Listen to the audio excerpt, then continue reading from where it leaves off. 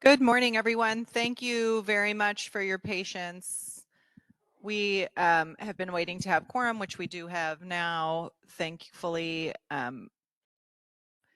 we're going to be recording this meeting. So by participating, you're consenting to us recording. We're going to let everybody get settled, and then we will get started in about 15 seconds.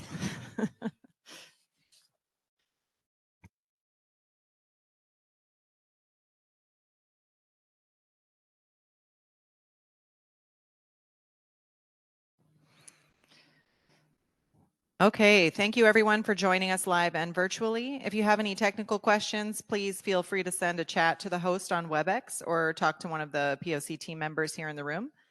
Commissioners and panelists, as a reminder, please speak directly into the microphone so that our live and virtual participants can hear you clearly. And with that, I am going to say good morning and turn it over to Chair Mundo. Good morning. It is 9:15, Monday, June 23rd, 2025. I am calling to order the meeting of the Los Angeles Probation Oversight Commission. I am Eduardo Mundo, Chair of the Commission. Welcome, and we look forward to hearing from our panelists, including the Chief today, and from commissioners, the public on several important issues, including probation's depopulation plan updates, BSCC compliance, some pressing human resource issues, and updates from the Department of Youth Development. A busy meeting, and I know you all want to hear from the chief, so let's get started. I will turn it over to Wendy Julian, our Executive Director, to explain how you can participate during today's meetings, and then she will call the roll. Thank you. And I am going to ask you, Chair Mundo, since we have the chief here, that maybe we consider changing the order of the items to begin with the items that involve his presentation, because the first item after my roll call in the minutes is for my report. I will be staying as long as you want me to, but I'd like for the chief to be able to get back to work when he can. So if we can change the order, then we can proceed with that item. Sounds like a good idea. Okay, good morning, welcome. As always, we encourage real public participation here at the Probation Oversight Commission, and we welcome your comments in writing or live today. There will be an opportunity for public comment on each agenda item at the end of the meeting, also for items not on the agenda, since this is a replacement of our regular meeting. For the items on the agenda, Chair Mundo will introduce them, we'll hear any presentation, and then we'll take public comment before the commission takes any action. If there are more people that want to participate than we have time for, we will consider scheduling additional town halls or reducing the amount of time for each speaker. As a reminder, please remember to speak directly into the microphone so our live and virtual attendees can hear everyone clearly. I'd like to ask for you to abide by the following code of conduct. Please stop speaking immediately when your time ends so I don't have to interrupt you. Please make sure your public comment relates to the subject matter of the item. Please remain respectful of each other and the forum. To participate is easy. If you're here in the room, you just come up to the podium and we will happily welcome your comments. If you're online, in order to participate, you have to be participating through WebEx. You can't participate in the meeting. You can only watch it if you're on YouTube. If you're on WebEx, you tap the little hand icon during the item you want to speak on and we'll put you in the list. If you're calling in to WebEx and want to comment, please press *3 on your phone to activate the raise hand feature. When we call your name, you may have to unmute yourself if you're on WebEx by either pressing the microphone button or dialing *6 on your phone. All commenters will have 2 minutes today unless the chair determines otherwise based on the number of commenters. If you'd like to make your comment in writing, you may do so. You can send us an email at info@poc.lacounty.gov. Please do not send your public comment or any comments about the meeting in the chat. Only the host will see it and it won't be logged as public comment and the commissioners won't see it. Our meeting is being broadcast live to YouTube, but as I said, there's no engagement with users there. But please subscribe to our channel and to all of our social media accounts on Facebook, Instagram, Threads, and Blue Sky at LA County POC. Buenos días, bienvenidos a la reunión. Ya hemos iniciado la conferencia virtual por WebEx y también en persona. Si le gustaría hacer un comentario público, puede hacer clic en la imagen pequeña de la mano que está en la parte baja de la pantalla y abriremos su micrófono. Si está escuchando la conferencia por teléfono y quiere hacer un comentario público, presione *3 y le llamaremos por su número de teléfono. Si está viendo la conferencia en vivo por YouTube, no puede participar. Tiene que estar participando vía WebEx o aquí en persona. Si prefiere hacer sus comentarios en español, le daremos el doble del tiempo y podemos proveer traducción al inglés o usted puede proveer su propio traductor. Bienvenidos. I'm now going to call the roll. Commissioners, please respond when I call your name. Commissioner Canales will be arriving momentarily, and we will note in the minutes her arrival. Commissioner Brooke Harris? Present. Commissioner Jackson is absent today. Commissioner Kakani? Present. Commissioner Meredith will be arriving, and we will note his arrival in the minutes. Commissioner Prater, the same. Commissioner Shipp? Present. Commissioner Terry? Present. Chair Mundo? Present. So with 5 members present and 2 on their way, we do have quorum. Thank you, Wendy. Let's proceed with item 2, the approval of the May 8th regular meeting minutes and the June 9th special meeting minutes. Wendy, do we have any written or public comments? We do not. Anybody want to make public comment on the minutes? Okay, seeing none, thank you. Can I have a motion to approve the May 8th regular meeting minutes and the June 9th special meeting minutes? Motion to approve. Motion both to meeting approve. minutes. Seconded. Commissioner Kakani, seconded by Commissioner Harris. Oh. Okay, no changes. Let's approve by a voice vote. Aye. Aye. Okay. We have a motion and we're good.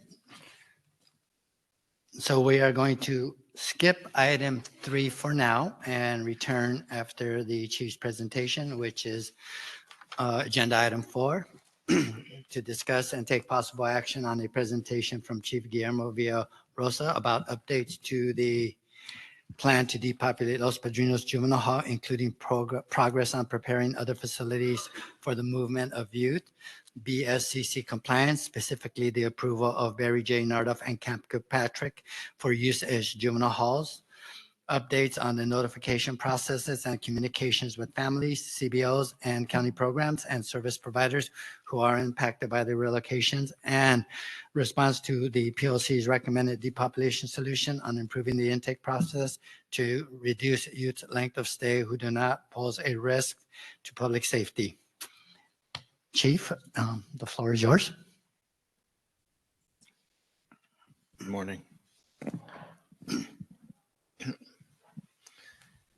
I think the best thing to do is a summary since we last met. Do you want the PowerPoint presentation that you had for the board up? Or Sure. we had Jennifer, is that possible to put the PowerPoint up? Might make it easier. It's a great PowerPoint. Nobody got to see it. And I'd like to thank you for being here. Yes, Yeah. give us just a moment. We're actually going to put the department's PowerPoint that they had prepared for the board meeting last Tuesday that ended up not happening because of the time.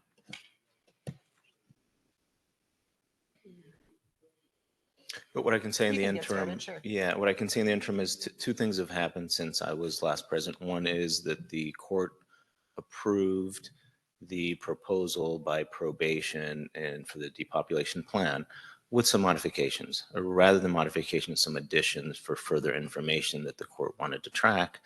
Among them, the communication with families and assuring that every single young person that's at Kilpatrick had an opportunity, the court had an opportunity of a minimum of 2 weeks to get information with the best placement for them before any move to Nydorf.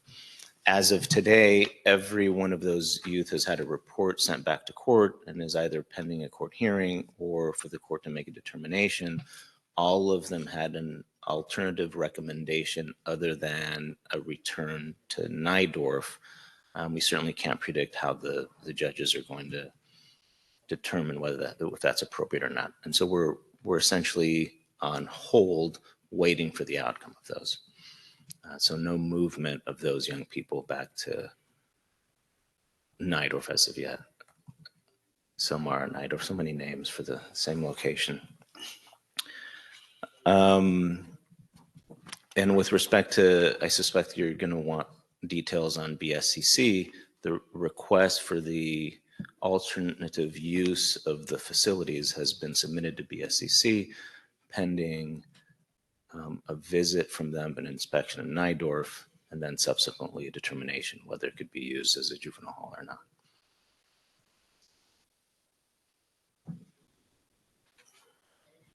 So you said Nydorf and Kilpatrick or just Nydorf? Sorry, can you just repeat what you just said? Sorry. No, you're right. I just said Nydorf, but Kilpatrick as well. It's just that the difference is that they've now indicated they're going to do a site visit at Nydorf. Oh, not for Kilpatrick. Kilpatrick, there has already been a pre-inspection visit.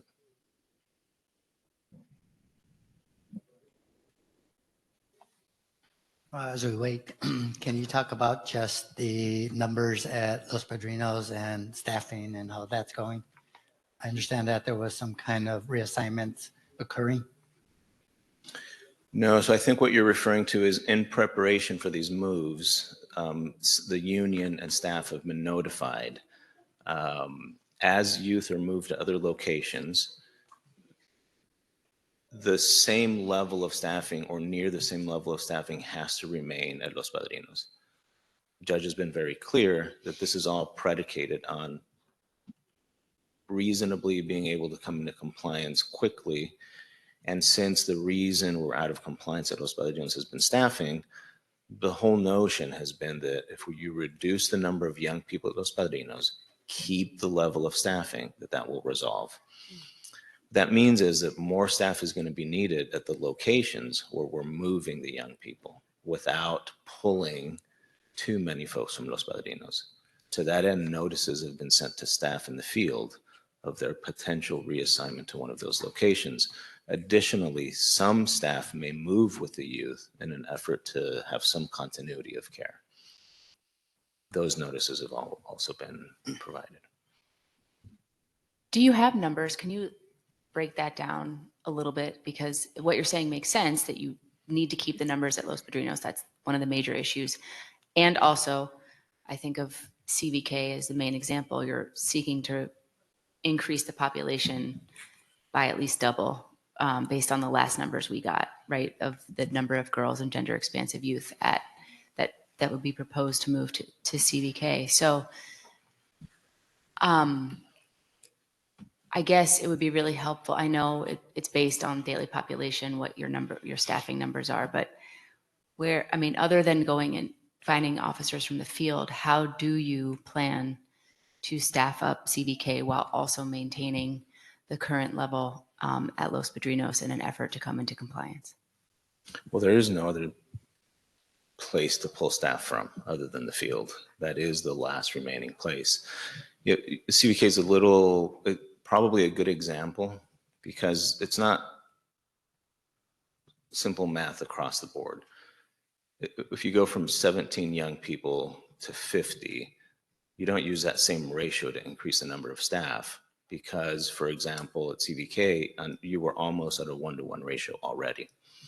And so you already have more staff assigned there than for the number of young people. It's one of the reasons why this change was necessary in order to be more efficient in our utilization of our resources, both in people and location. But it will require an increase.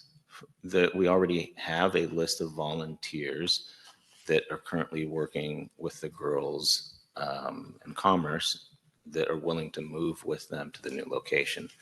So it may be a mix of augmenting staff that's already there with those that are already working with them, and then they move over. So my intent is to seek volunteers first that have familiarity with the caseload to the extent possible. And then after that, we fall back on seniority and inverse seniority from folks in the field.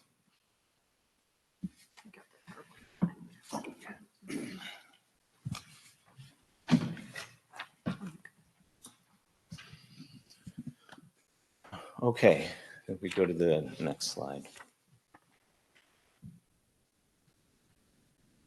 So as a point in time to have a snapshot of the total youth that we have going from Los Padrinos to the other locations, if you take a look at this slide, it answers some of what we were discussing.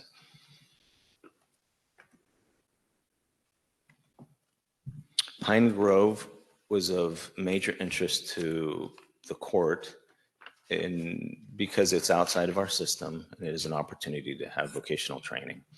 And so in addition to the proposed plan, this was added to it, a report back to make sure that we are completely utilizing the opportunities that we have for young people to go to Pine Grove and essentially exit one of our facilities to a place where they could get vocational training in wildland firefighting.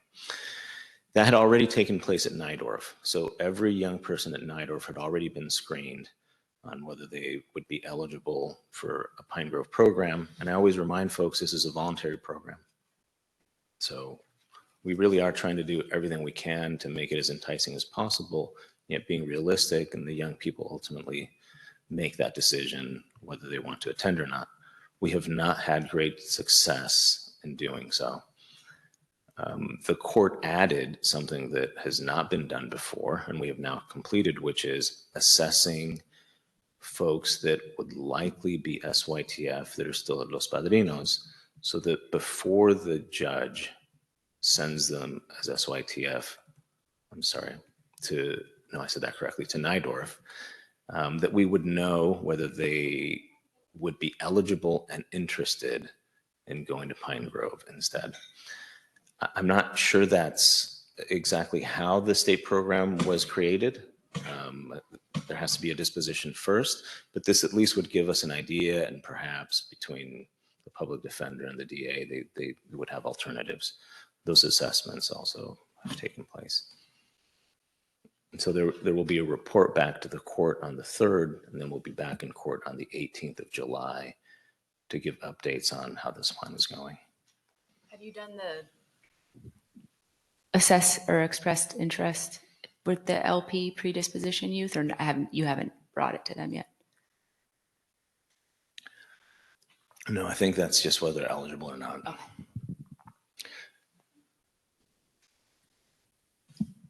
We leave that to the other folks involved, public defender, the folks network. They may be more successful.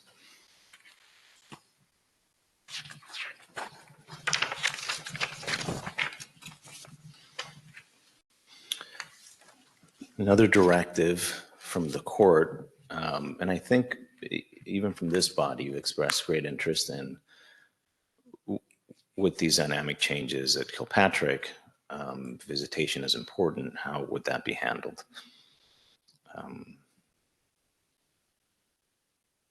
So we're taking a look at a variety of methods to make sure that the young people's network is able to contact them. I lean heavily on the ability to use technology to have folks do FaceTime visits and such more often, in addition to having transportation programs. Now, transportation programs that are already in existence for other locations are, for example, we've had other departments share that for DMH, they have limited transportation they have for folks when they're receiving treatment. We learned from JCOD that they're using vouchers for private company transportation. And then we've invited DYD if they were able to enter into contracts to do that as well. Probation has done this in the past, and it's not out of the norm to utilize our own vans and set them up at probation sites and transport folks. That might be a part of the solution. I think I would rather allow a little bit more independence from the families and their ability to get there. And so I'm leaning more toward the voucher program, but we're leaving all options open at this time.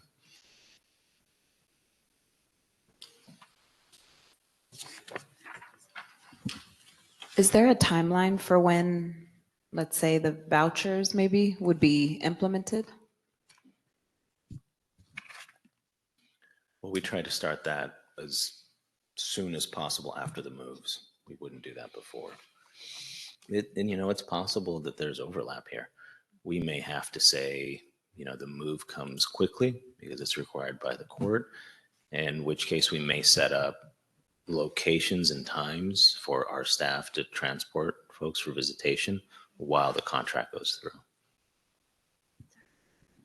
And sorry, when we were talking about vouchers, that was vouchers for families. I noticed here also partnering with community-based organizations. Are there already contracts or pots of funding available for the CBOs to facilitate this?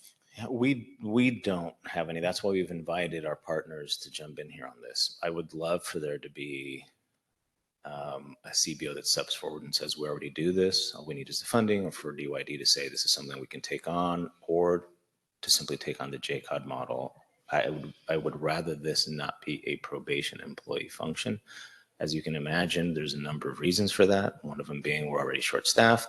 Secondarily, I just don't think that needs to be a core function and comfort level for families to be doing that. If there's a better way to do that, I'd love for someone other than probation to jump in and do that. I'm certainly anticipating providing a good portion of that funding.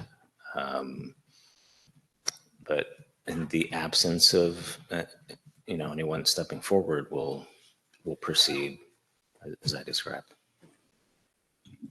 But at this point, there's no, I don't know if DYD or JCOD have communicated like, yes, we have these folks, or it's all just kind of hypothetical right now. Is that right? Well, there are no contracts signed. Okay. We've communicated with all of the folks that I've mentioned.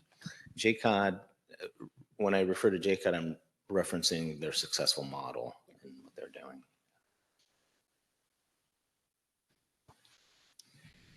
Has anybody kind of estimated what kind of cost that would be, or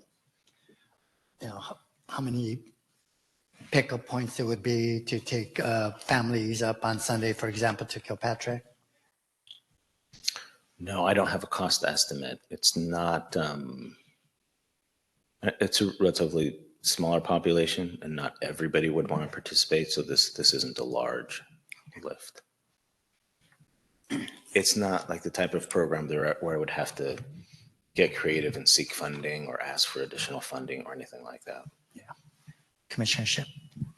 Yeah, so if they are meeting at like probation locations, will probation staff from those locations be the ones up driving them to Kilpatrick potentially? Like, I know like with our field offices, we already super short staffed because of the deployment. So how would that work? Yeah, we would use staff that we're super short on. I mean, that's the bottom line. In all likelihood, we try to use transportation officers that do this and have additional certification. We'd have to, because it's on weekends, either use things like overtime to make sure that we're still getting our transportation to court. And yeah, it's an additional challenge, yes.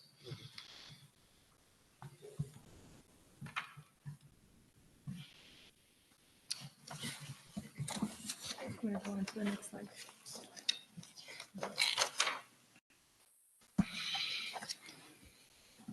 I covered that one.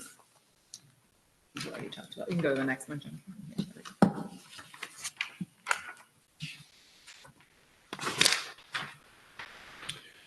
With respect to, I think we mentioned that there would be community engagement, if nothing else, at this juncture to explain what the plan is. Initially, it had been anticipated that we would have town hall meetings or locations so that we could take input and it could help shape some of the decisions being made. Then, of course, things shifted and we already had an order. We kept the engagement simply to get feedback from folks, and if nothing else, to explain what's happening and what could be anticipated. Those have taken place. DYD took the lead in setting up the locations and holding the meetings. What has the feedback been? Well, I think you're going to have maybe the director of DYD here later on. I believe he said in open session with the board that he would be preparing a formal report for the board. So maybe he'll have some insight. Thank you. Sorry, but I think it was Ms. Roman who was at our last, or one of our last Probation Oversight Commission meetings, where she had stated that there were already conversations happening with CBOs to provide programming at CVK. Can you provide an update on the status of that and who might be, who might have signed up and what the status is of that? Yeah, that's a separate endeavor. That was probation alone, meeting with the CBOs and having, they also call town hall meetings for CBOs, and they had a web page that recently was put up on what to expect if you have a contract, what you should be doing, etc. I couldn't give you specifics on which CBOs or what is happening, but that is, yes, that began prior to this endeavor that we just described. It continues, and it's our director of programming under Roman that's dealing with that. Okay. I asked because I know on June 6th, the BSCC sent a letter regarding the reinspection of Kilpatrick to you and other folks from probation management, asking for additional information as to a number of things, but including the daily schedule for education programs, exercise, and rec. That was on June 6th. So I don't know if you've already responded to that request for information in terms of what the programming will be, but it sounds like maybe you don't have that information today. I mean, the future programming, what's anticipated to be the programming at Kilpatrick after they move? Yeah, based on, I imagine, conversations that you've had with folks who are willing to travel to Yeah. Kilpatrick. Yeah, no, I don't have that. Okay. Have you responded to that letter to the BSC, or to that request for information from the BSCC from June 6th? Yeah, I don't believe we have anything outstanding for the BSCC. I'd have to double check. Okay. I do have a question. So I know you had town halls in each district, but I feel like for SD3, I believe it was in the Valley area. Have you talked to the community inside of Malibu? I know for the last few years, the POC has recommended expanding Kilpatrick, but we kept hearing that that the people of Malibu may not have wanted. That's what we hear from probation staff. So have you talked to the community of Malibu about you expanding the population of probation and got their thoughts on it, since it has been an issue in the past?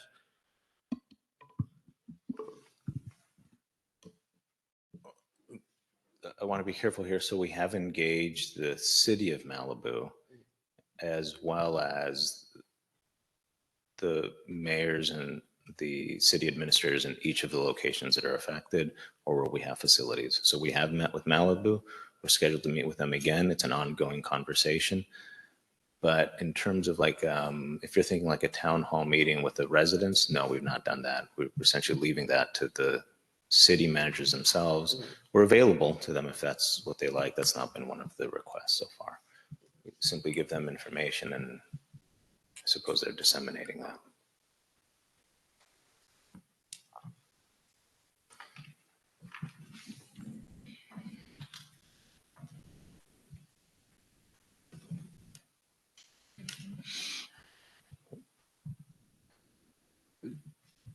Just to close the loop, and perhaps not, we have submitted the requested documents to BSCC.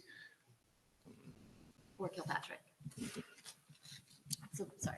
So then you do have a sense of programming and which providers will be providing the kind of specialized programming that you envisioned for the girls and gender expansive youth that you plan to move to Kilpatrick? Yeah, the proposal. Yeah, I hesitated in saying closing the loop because of the follow-up question. So we'll have to give you a copy. Okay, that'd be great. Thank you. The other area of interest has been a concern for the pregnant youth that we have and how they would be treated. Those conversations continue with our partners, county partners that actually provide for that care. And if you look here, it just gives you a little bit of background in terms of how many we're talking about.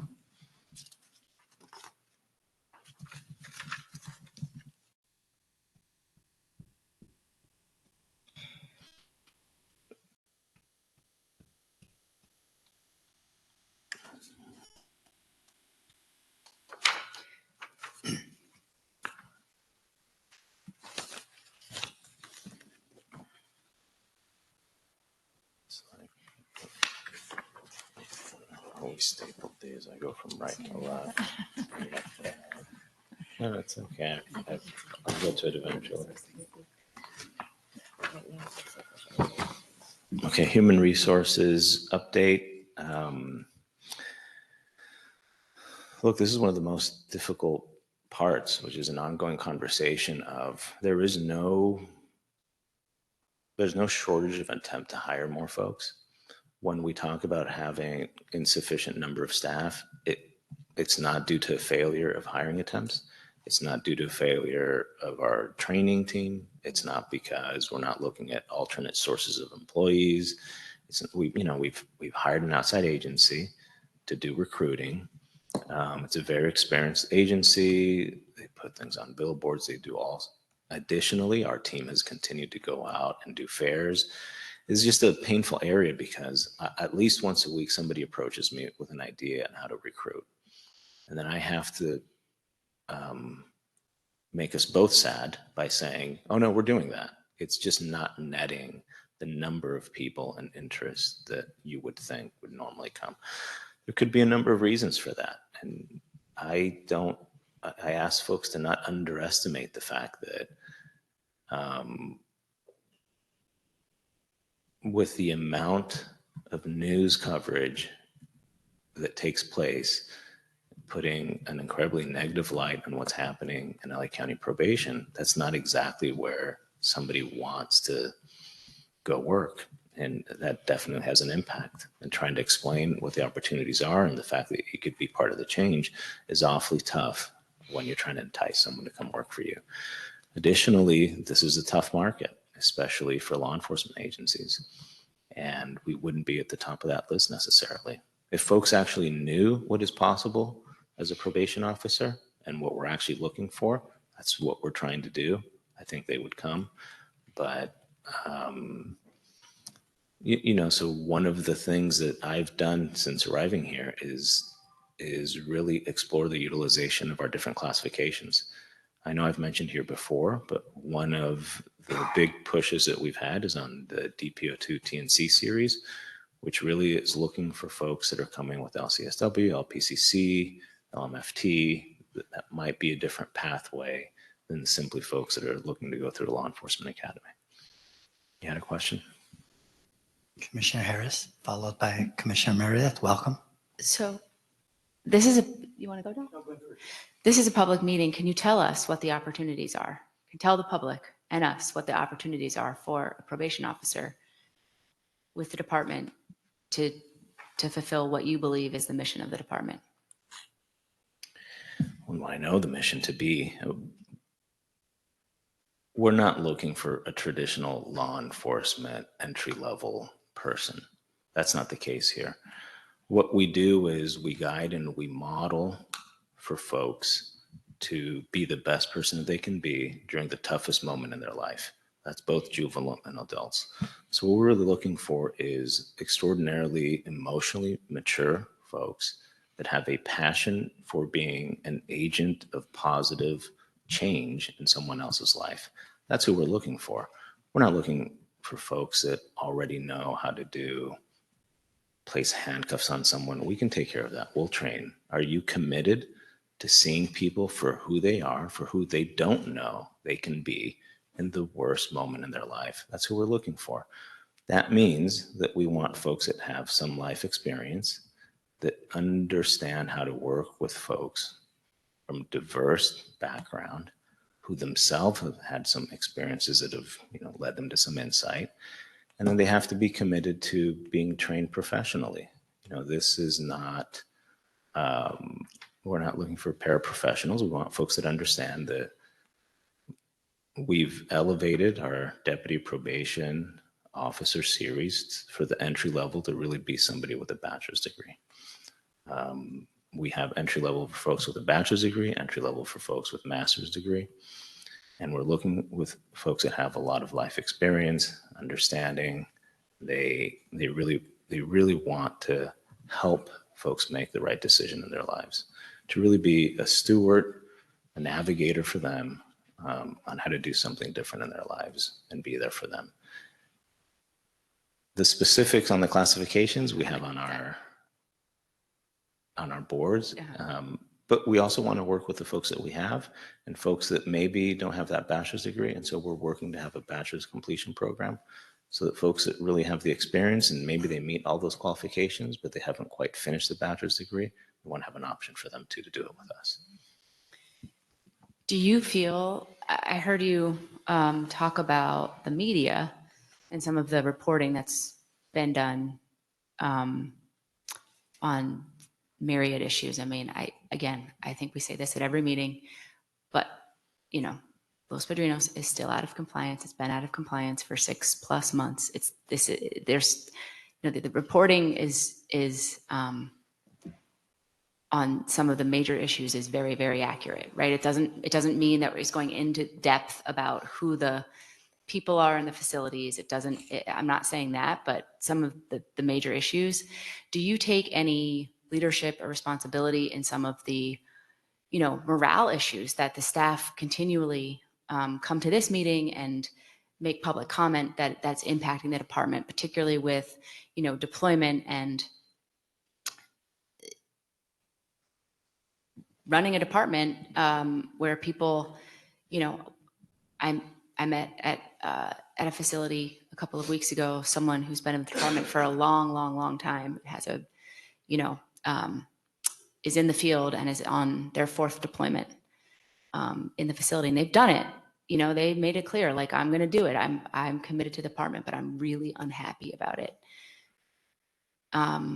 What would you say to that? You know, I understand you're trying to get things into compliance, but there's also, you know, some really important units, child trafficking, like those things have been decimated. We heard from, I don't remember who it was, not Mr. Nieto, maybe Mr. Nieto a couple months ago about, you know, some of the adult field services that aren't being addressed. And I wonder what your take is on the decisions that you've made to, you know, decimate some of these field services in order to focus on a pretty limited number of detained youth and trying to bring juvenile facilities into compliance.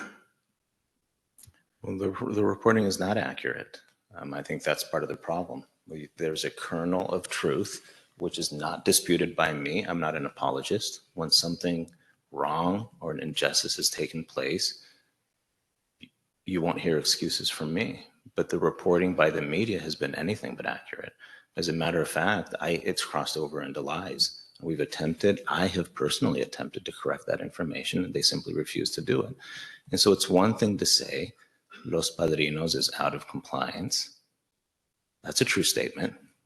But then to follow that up, I give all the reasons why that is that are untrue, really make it more difficult for the staff and make it more difficult for folks to be able to actually make those corrections. Can I just stop for a minute? Are you referring to the reasons that you've listed in your ongoing litigation trying to appeal the BSCC's decision?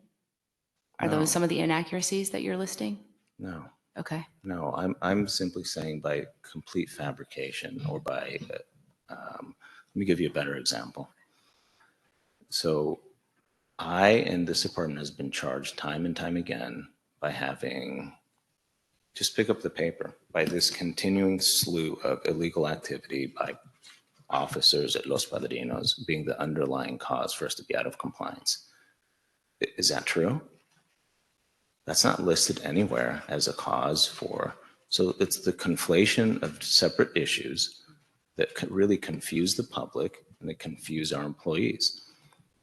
The truth of the matter is that since I've arrived, there have been policy changes, there's been a structural change, and really it was the department that uncovered potential wrongdoing, sent it to outside investigators that ultimately resulted in 30 indictments. That is a completely different set of facts than saying that this department, myself and these employees are wrongdoers, and that's the reason why we're out of compliance.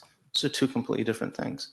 When we move over to the non-compliance issues because lack of staffing, and when we jump from, we have lack of staffing and I'm decimating the field, that's not the full story, is it? The full story is that we have enough employees that have been hired if you simply take the numbers to both do field services and to have enough people in all of our facilities.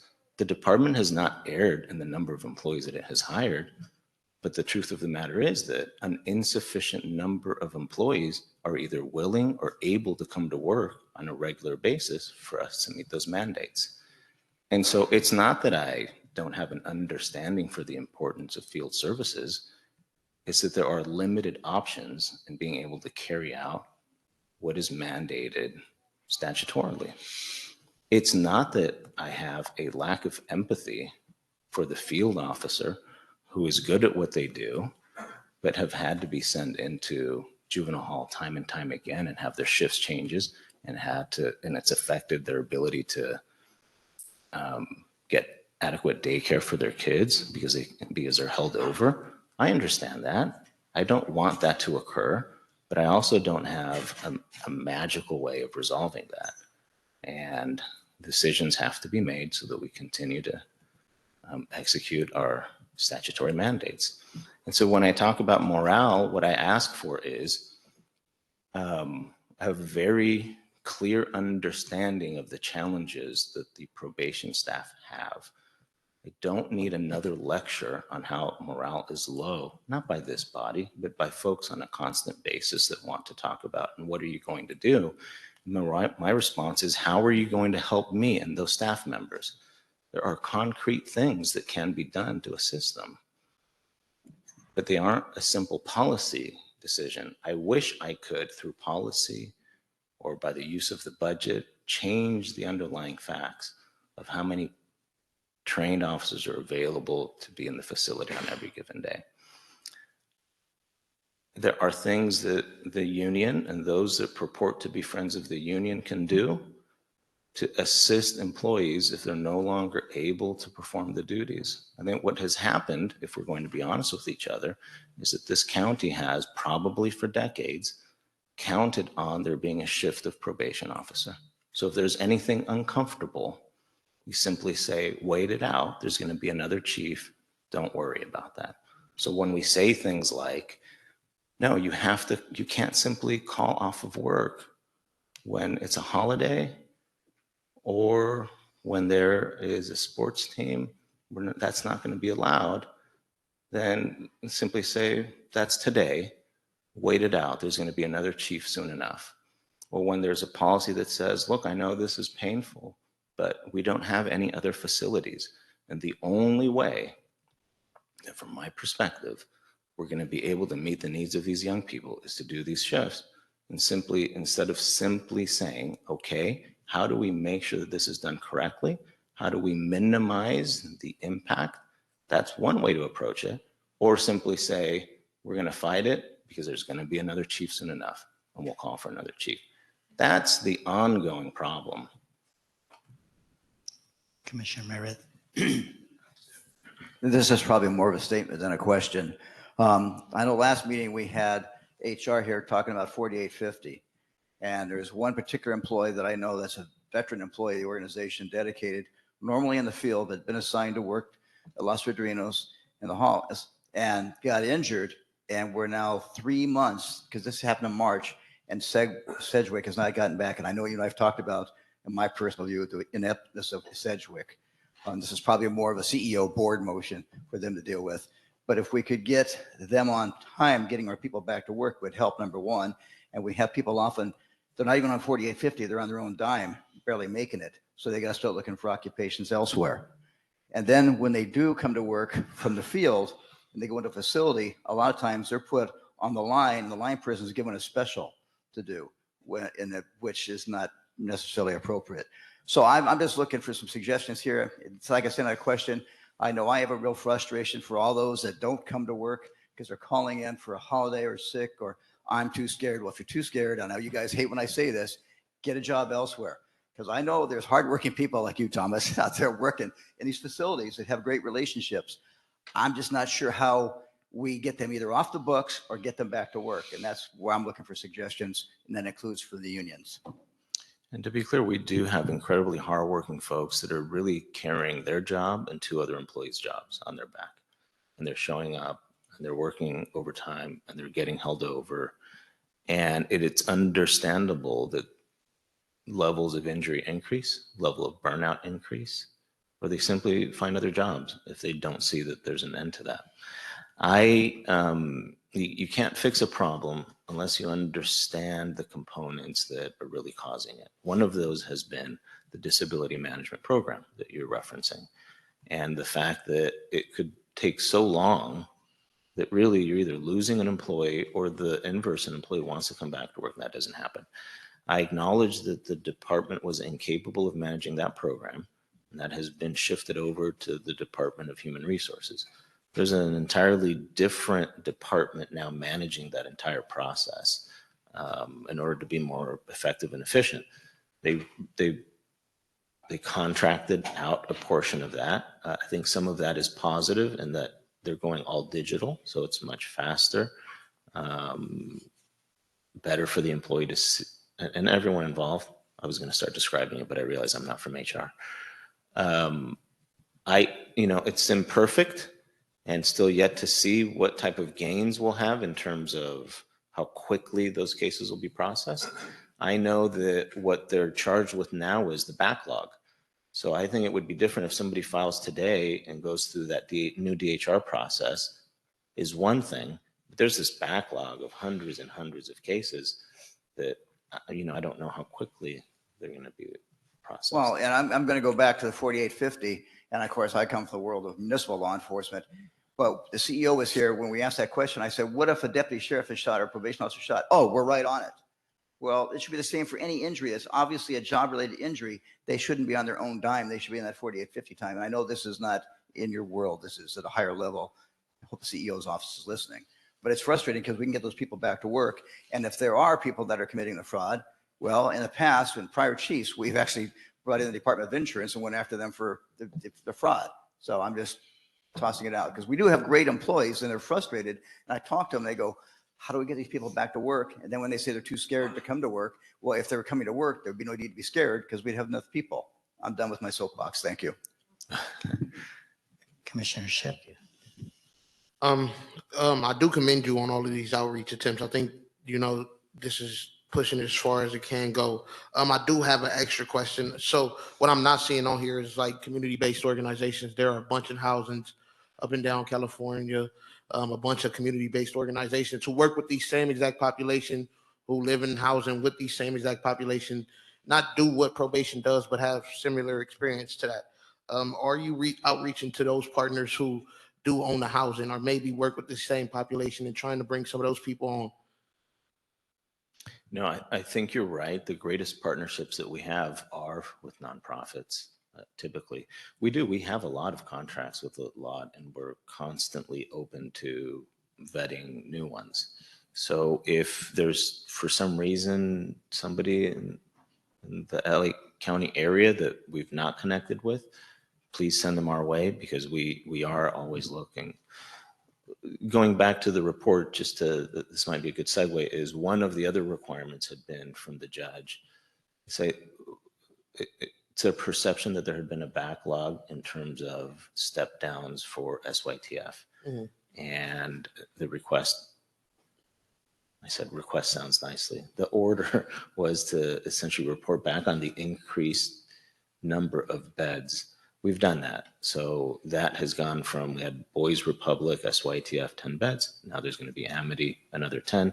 And now there's going to be another one for the girls. So those are examples of, if they're out in the community and they can provide those, we'll enter into new contracts and expand for them.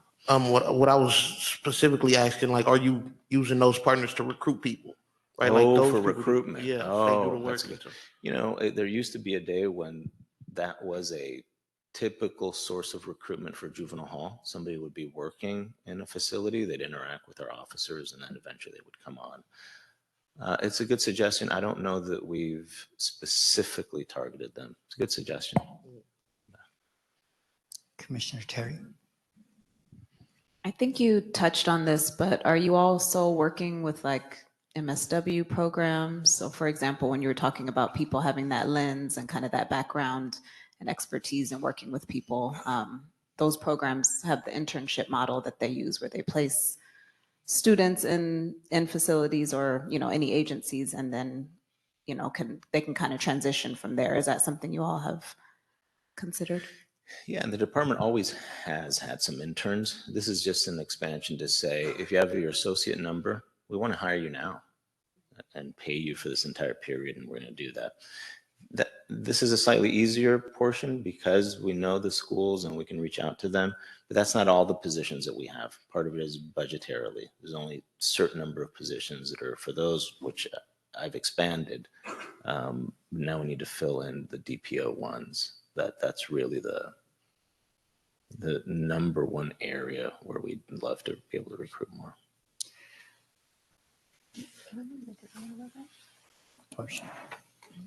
Commissioner Terry, I was invited to attend I was going to call it a graduation, but it's really not, like the culmination of the internship program for the year, maybe 3 weeks ago, and it was fantastic. Lots of really exactly the kind of folks you're talking about who had completed their school year internship with the process, and most of whom said that they were applying for the department. Part of the reason I applied is exactly what you just said, that I went to see who had applied, is that they were the kind of people you're describing, Chief. And so I'll make sure that next year, and if they do one at the middle of the semester, you all are invited, as I think you would be impressed, as you said, with who had completed those internships and might be interested in applying for the department. So just a couple questions with the staffing. Retention of the new staff. When I'm in facilities, I always talk to the younger new staff, and they share the number of colleagues that came in with them that are no longer there. Do you have an idea of what the retention percentage is right now? I don't. It's something we report often. I'm sure we can have Deanna give it to you. Is she going to be here? No, she's not here today. So the department has tried a variety of things, what they call a mentoring program. My push has been to the training unit to develop a formalized, similar to the field training programs that you have under post, where once you're released from the academy, you have a continuation of that training on site with someone observing you and modeling and testing specific areas. It's typically 10 weeks. And then you have 2 different field training officers with you. We're attempting to do that same thing. It should be no surprise. That's awfully tough to do when you're short on staff. So rather than the full 10-week one, I believe in this last academy, we started an abbreviated one. It's not going to be the full 10 weeks, but in which when you're released from the academy, you're going with someone to the facility. In this case, it'll be a training officer from the training unit, and they'll be with you for some weeks so that we make sure that we don't lose you because you feel lost or scared or don't know what to do or any of those things. So another question is, I was at Los Padrinos on Memorial Day morning, and at about 9 o'clock, I had asked just for a snapshot of what staffing looked like, the number of staff that were there, what percentage were holdovers, what percentage were overtime, what percentage were deployed, reassigned. Is that something that you're getting daily to see if there's patterns of days there's more overtime needed than other days?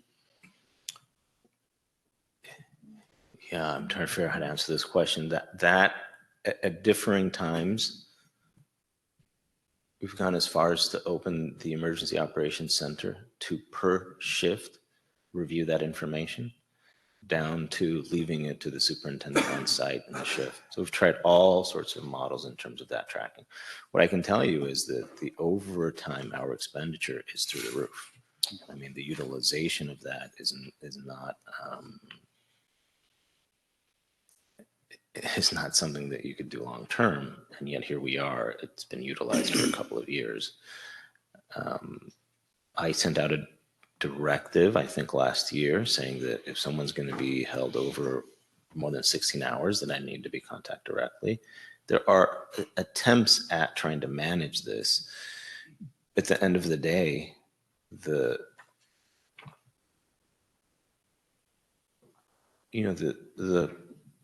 the command staff on that shift do whatever they have to do to get to that right number. And so it makes it difficult because it goes from holding folks over to calling folks off of the seniority list to simply calling friends and saying, I need you to do me a solid and come in and work this shift. It seems like there's a vicious cycle. You have people calling out because they're afraid of being held over. And then they create a holdover for the person who actually showed up. Yeah. And so it's just, I'm trying to figure out, how do you convey to the personnel that this is part of the problem? It's kind of self-inflicted at some level. It is self-inflicted. I don't want folks to think that we are unsophisticated in knowing how to schedule. Over the course of the last 2 years, we have attempted all sorts of things to avoid this. One of them has been adding a shift. Right? One way is you add a shift so that you have predictability in how to fill that and you don't change your normal. Another one has been trying to schedule an overtime shift. If you know when you're going to do your double, for example, then I plan around it and maybe there's less call-ins. We've everything from, well, if you tell me what unit I'm going to go to and who I work with, I'm less likely to call out. I've listened to all of the suggestions that are things that we can actually do, suggestions short of just don't send me, find someone else. But if it's actionable, we'll try it. And I can tell you, I can't identify that any of them has improved anything. You still have the same levels of call out by bureaus, by classification. So I want folks to stop the blame game as well. This isn't a bureau versus bureau, field versus this facility, supervisors versus, the behavior seems to be pretty prevalent regardless of where you're assigned or what your classification is. So, and my final question is because it's difficult getting a real answer. We visit field offices and it's kind of hard to tell how many people are really assigned there and working on that day. So you get the narrative that it's a ghost town, that nobody's there. How do we square that? Is it possible to just share data or information suggesting that, okay, Pomona Valley today, we have this many employees, and if you go there, this is what you should find, no matter what people say. Now, we might find extra because what I'm hearing is some deputy probation officers from the field on their days off are popping in to do work and keep their caseload kind of above water. But is it possible just to get some verification so we're not part of the problem of promoting that false narrative that they're completely ghost towns? Yes, I think the best way is once we make this move, this also is on the back of an assessment that has been conducted on what the minimum number of staffing to continue the operations is. So that's going to be a static number according to the field population and those functions. And then you will be able to see the exact number of field staff still remaining. What I'll tell you is it's probably somewhere in between. It is true that we probably have pockets in which on any given day, if one person is sick, one person's in court, one person's in training, that if you show up that day, it looks pretty empty. That doesn't mean that it's been completely forgotten and we're not tracking and we aren't using overtime to get those reports fixed. That's it. One more and then we can move on to the slides. Earlier, you had said the county has relied on there being a new chief to kind of, accept the mandate and know that like the tune will change shortly. I just feel like the Board of Supervisors has really had your back in that they gave you these emergency powers last December and really tried to invest in your ability to stay on. So when you say the county, can you be specific? Like, are you talking about the union? Are you talking about the Board of Supervisors? Who are you talking about? Yeah, you're asking me if I'm publicly complaining about my bosses? Yeah. I don't know what you mean by when you say the county that's has not the- relied. No. We were talking about behavior of employees and some of the partners. And I think that part of what has occurred is clear to me, not simply because I came to the conclusion, because we have this is a great county and folks have fantastic freedom of expression and they know it. And so they come to me and they say, hey, look, we're just waiting you out. And this is what happened to the last guy and the guy before and the guy. They're historians of what has happened in the county. I'm talking about what folks' expectation is that dictates some of their behavior. And I think, yeah, part of it is union, part of it is employees themselves, part of it is the folks that we have business dealings with. Okay. I wasn't referencing the Board of Okay. Supervisors. Yeah, that clarification was helpful. If you go to page 11, just to maybe give a sense of what we're discussing with respect to the DPO1s. So for example, just in the DPO1 exam, if you take a look at this relatively short period, there were 3,346 applications received. You would think that with that many applications, I could tomorrow be able to just hire more people. But from these numbers, we're to the point where I'm holding academies with 9 people, 10 people. I can't even wait to have a full academy of 30. In order to grab them, they're going to go somewhere else. That we're unable to do that. The other charge that has remained against as well, people leave because you're taking too long. That between the time that you submit part of this is for me important to differentiate between fact and fiction. What is really happening? What can we fix? In this case, our hiring team is faster and pushes people through the process faster than any of the probation departments around here. I challenge any of the law enforcement agencies around here. I mean, they have it down to being able to process you and get you to that exam through 60 days, and then through the whole background, probably closer to 8 months. That's faster than almost everywhere else. That didn't used to be the case. That's the case now, because wherever we can draw even a little efficiency, we're doing so. It's not solving the whole problem, but it's one more area where, okay, that's not the thing that's holding us back.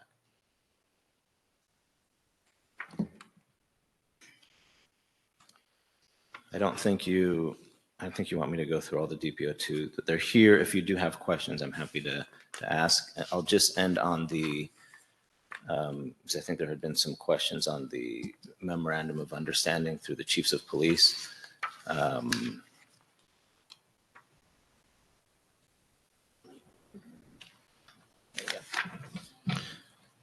So the fiscal administrator for that was selected as the city of Pomona by the chiefs of police. And we'd previously asked with respect to how much money had initially been put in the pot for that. So that's here.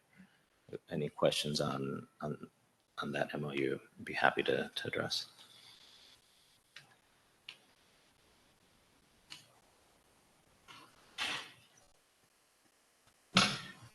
Commissioners, during this presentation, the chief has kind of weighed into and touched on item number 5. So I think that if we have any questions regarding personnel matters, maybe we just ask them now and then we'll go to public comment. I think what you're suggesting, Chair Mundo, is that we merge items number 4 and 5 into this Merge. discussion. Sorry. Okay, no objections. If you have any questions, just raise your hand and we'll go back to some decorum here. Oh, you're getting off easy. No objection. Okay, no objection. All right. So any questions regarding human resources and how they're impacting the depopulation plan? What was the total, I want to make sure I'm clear, what was the total number of days or months it takes from application to hire? I'd have to go back and we'll get from Deanna the breakdown on how many, but it's probably closer to 8 months. 8 months. Okay. That is through background, through everything, through, yeah. The part where they have been able to be pretty astounded is the part where you put an application in and you're now on an exam. You now have a score that's about 60 days. Commissioner Ship.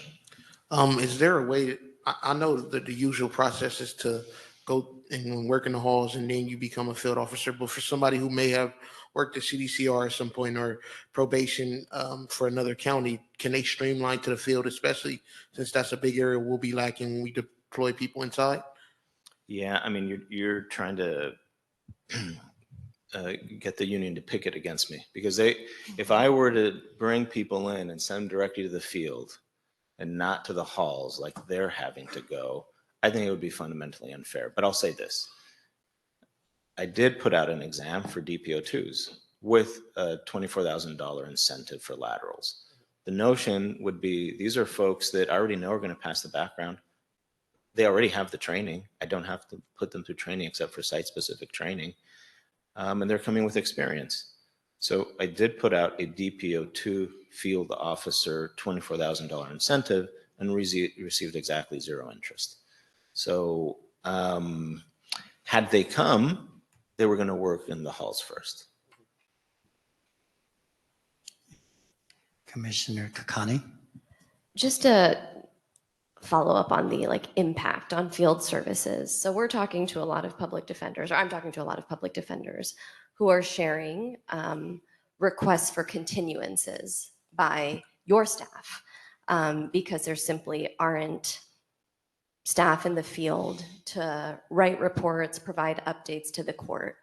So I'm curious, are you tracking that? Are you, I don't know if that's something that you're aware of and if you're asking for numbers related to that, just so you have a sense of how this is impacting, I guess, young folks and adults, but my frame of reference is young folks who are in the community.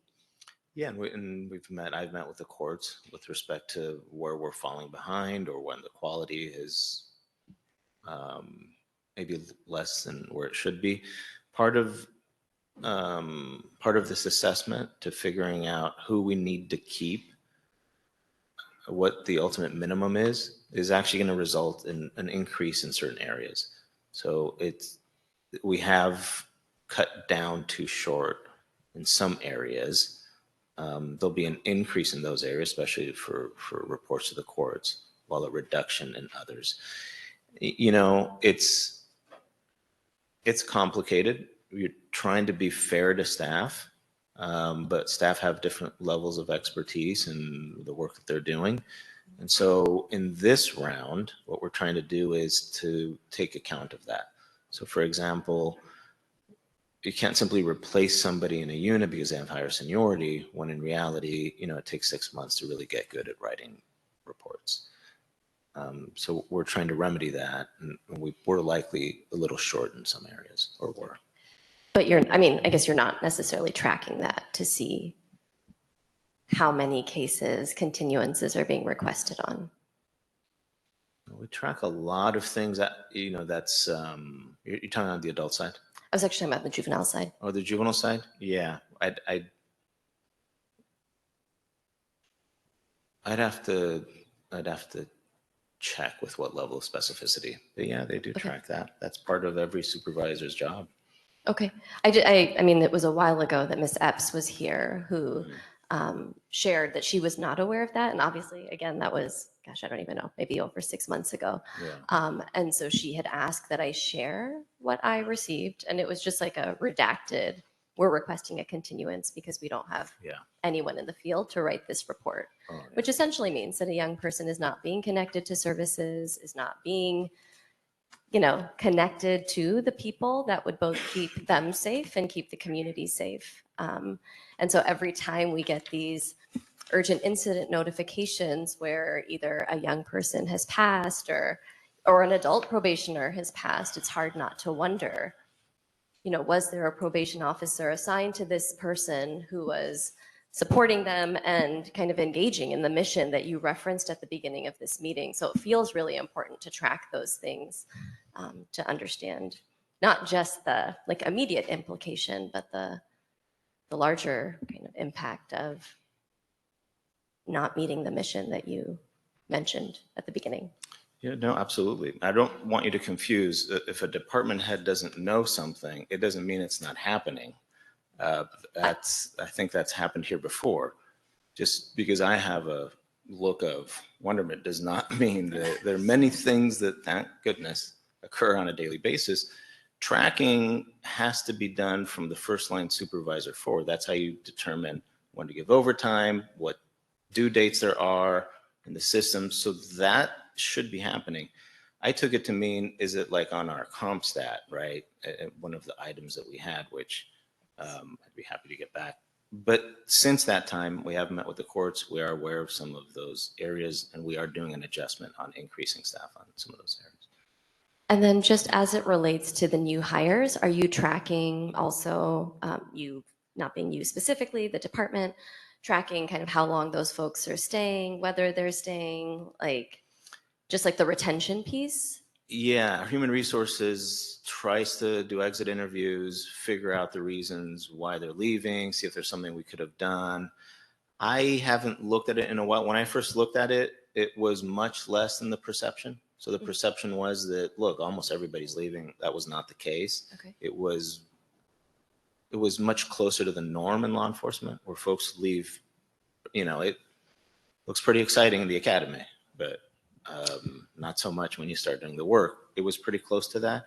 I think since then it's gone up a little bit, but we'll get that from Deanna. They do a really good of tracking, and then as much as they can, the whys. And she did a good job the last time with providing that. Yeah. And again, it's, when you're meeting and talking to the probation officers and DSOs that do show up to work, it's a limited viewpoint, right? So being able to kind of square it's always nice. So the narrative at least stays true, whether it's good or bad. Right. So before we release the chief to go back and fix all these problems by 5 o'clock today, any other questions? Just have Commissioner one quick Prater? question about the number of, see the MOU with Pomona is going to be starting in 2 weeks or less than 2 weeks. How many officers will be sort of helping with sort of like field supervision? Oh yeah, good question. So Pomona will be the administrator. Every police agency in the county can utilize this. So it's not just for the police department of Pomona. They're simply the administrator for the funding. And it's up to every chief. So every chief will determine the utilization. So what we have is a pot of money set aside, a type of activity, and then they submit the information, the contacts that they've had, and then they're reimbursed. Is there a goal or aim for the number you're hoping? So right now, if it's kind of like an open call to anyone who can assist us in that regard, is there a number that you're hoping, a target that you're hoping to hit with the number of folks that we can get? No, because my target would be higher than my funding. So what we've essentially said is, look, this is really a test. If the number one thing that comes back is better information sharing, in other words, if all that happens is that I get more timely information to make a case management decision on the probation side, then it's a win. And then we'll take a look back. But the idea would be to ultimately, if you said, look, pretend like you don't live in reality, you're just designing this on paper, then my goal would be for all 23,000 folks that are in the field, they get at least one contact, right? That's not the way it's going to work, nor should it, because some folks are going to need more than others and it's going to be dependent. But the idea that we have is essentially, we don't want, because we're in turmoil, we don't want anyone falling through the cracks, needing a contact, needing a referral, and we're unable to do that because of our staffing. So that's really the idea of, why engaging. Okay. Commissioner Kakani? When you were last before the POC, I think you had left early, but there was a motion that was passed. LP is still operating, in my opinion, unlawfully, right? As of December 12th, not only were you out of compliance, we were at a position where we had exceeded all statutory timelines, I think in Welfare and Institutions Code 209.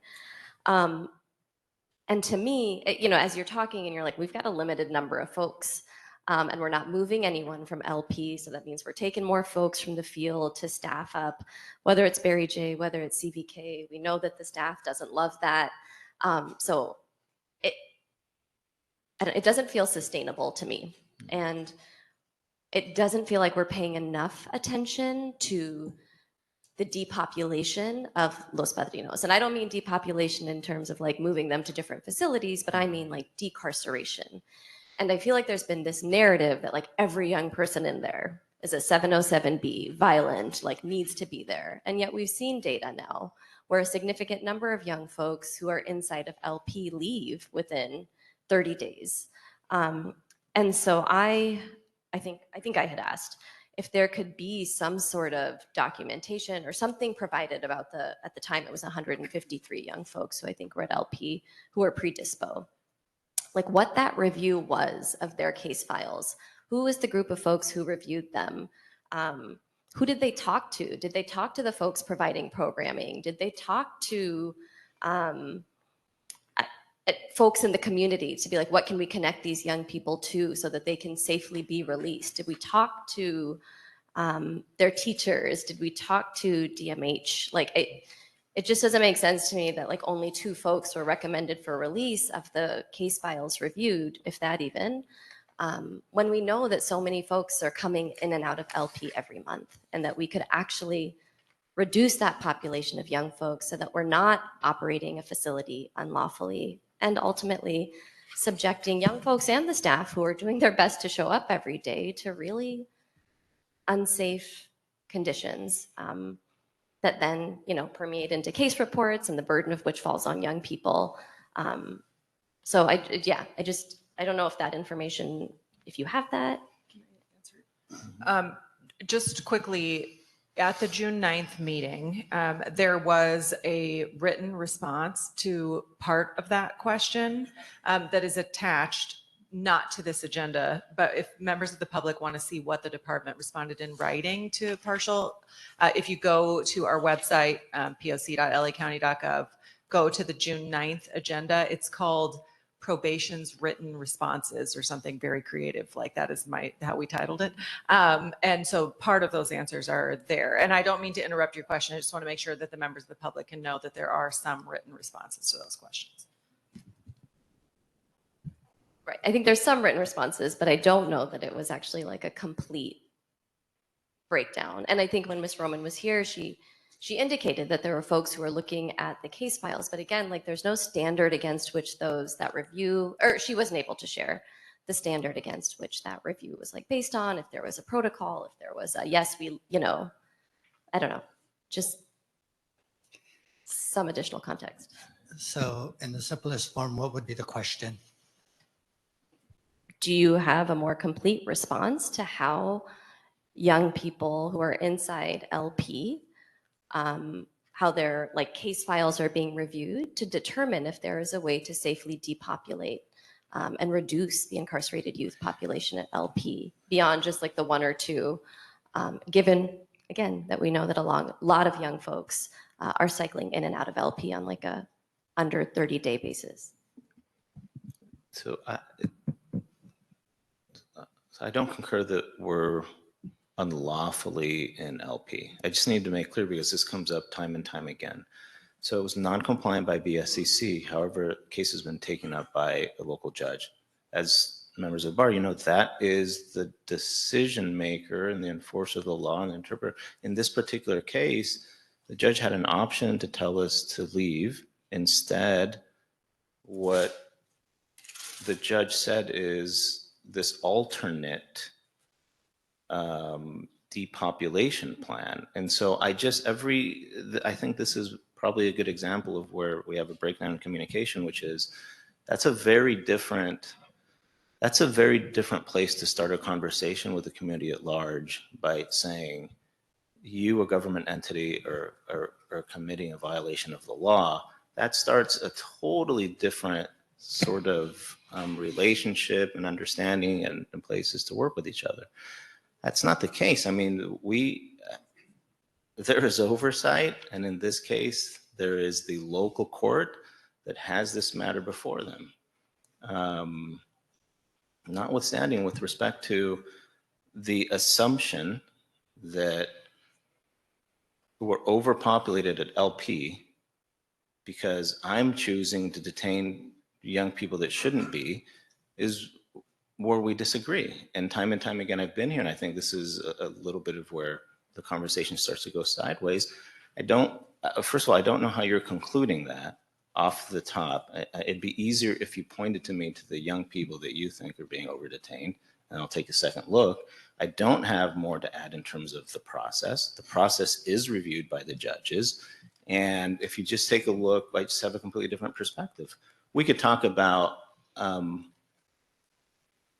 making sure there's fidelity to the process, or that we're faster in the process, because 3 days could mean something to a young person.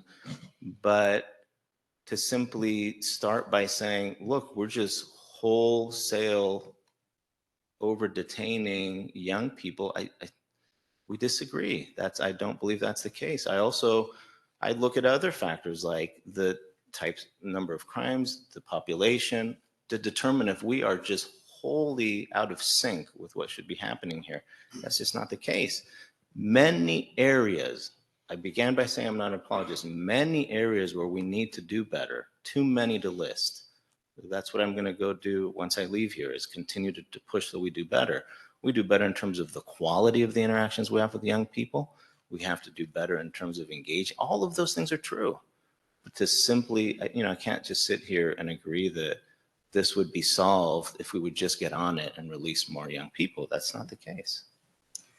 So I think it's time for us to allow the public to weigh in with live comment or written comment.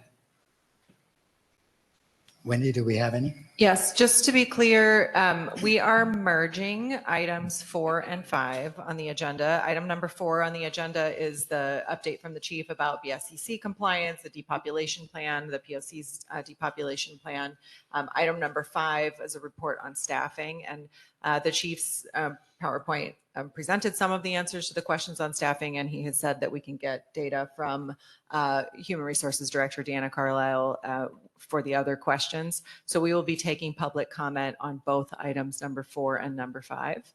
And there are no motions on the table for voting. So this will just be your chance to share your comments about what was shared, or ask questions, or give your thoughts to the commissioners and the chief. So we'll start in person, and you can just come up to the podium, and don't feel like you need to make a line. I won't cut you off. And if you're online, you can use the little raise your hand function on WebEx. Click the raise your hand button. If you are calling into WebEx, dial *3 on your phone, and that will put your phone number in the list. If you're on YouTube, you cannot make public comment. You need to join the WebEx in order to make public comment. I can't see the clock, but I think it exists. And please stay on topic. Yes. We've been having a propensity for people doing infomercials and not really staying on topic. It's really important that we do that. We want to make sure that the chief is here to hear your thoughts and concerns. And if you do have a program that you want to promote, you can call the department or call DYD if they're willing to take a call and share what you have and all the good stuff. Okay, thank you. I am hoping I'm going to hear the beep because I can't see the clock. So Diane says I should trust the process. Oh, I can't see the clock. Okay. I'll try to Welcome. talk Hi, really Adam. fast too. I wrote a bunch down. I have a program that's currently at LP with Los Padrinos that is sponsored by DYD, but I want to make clear that I'm speaking just as Adam Summer. And I guess I'll respond to Millie and Guillermo's conversation from a second ago. I think by keeping these kids in for 130 days, you have no idea how many lives you're saving. Like, they have hot conflicts back home. Like, gunshots have gone off the day before, 2 days before.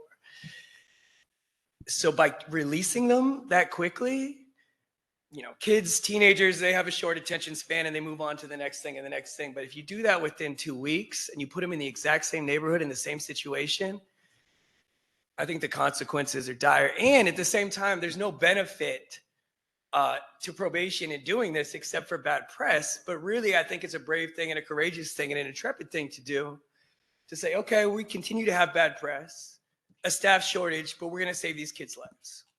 And I think that's truly only something that you can, if you're in probation day after day, I think you can really see that. Really quickly, I think there can be policy shifts on policy or on protocol within LP.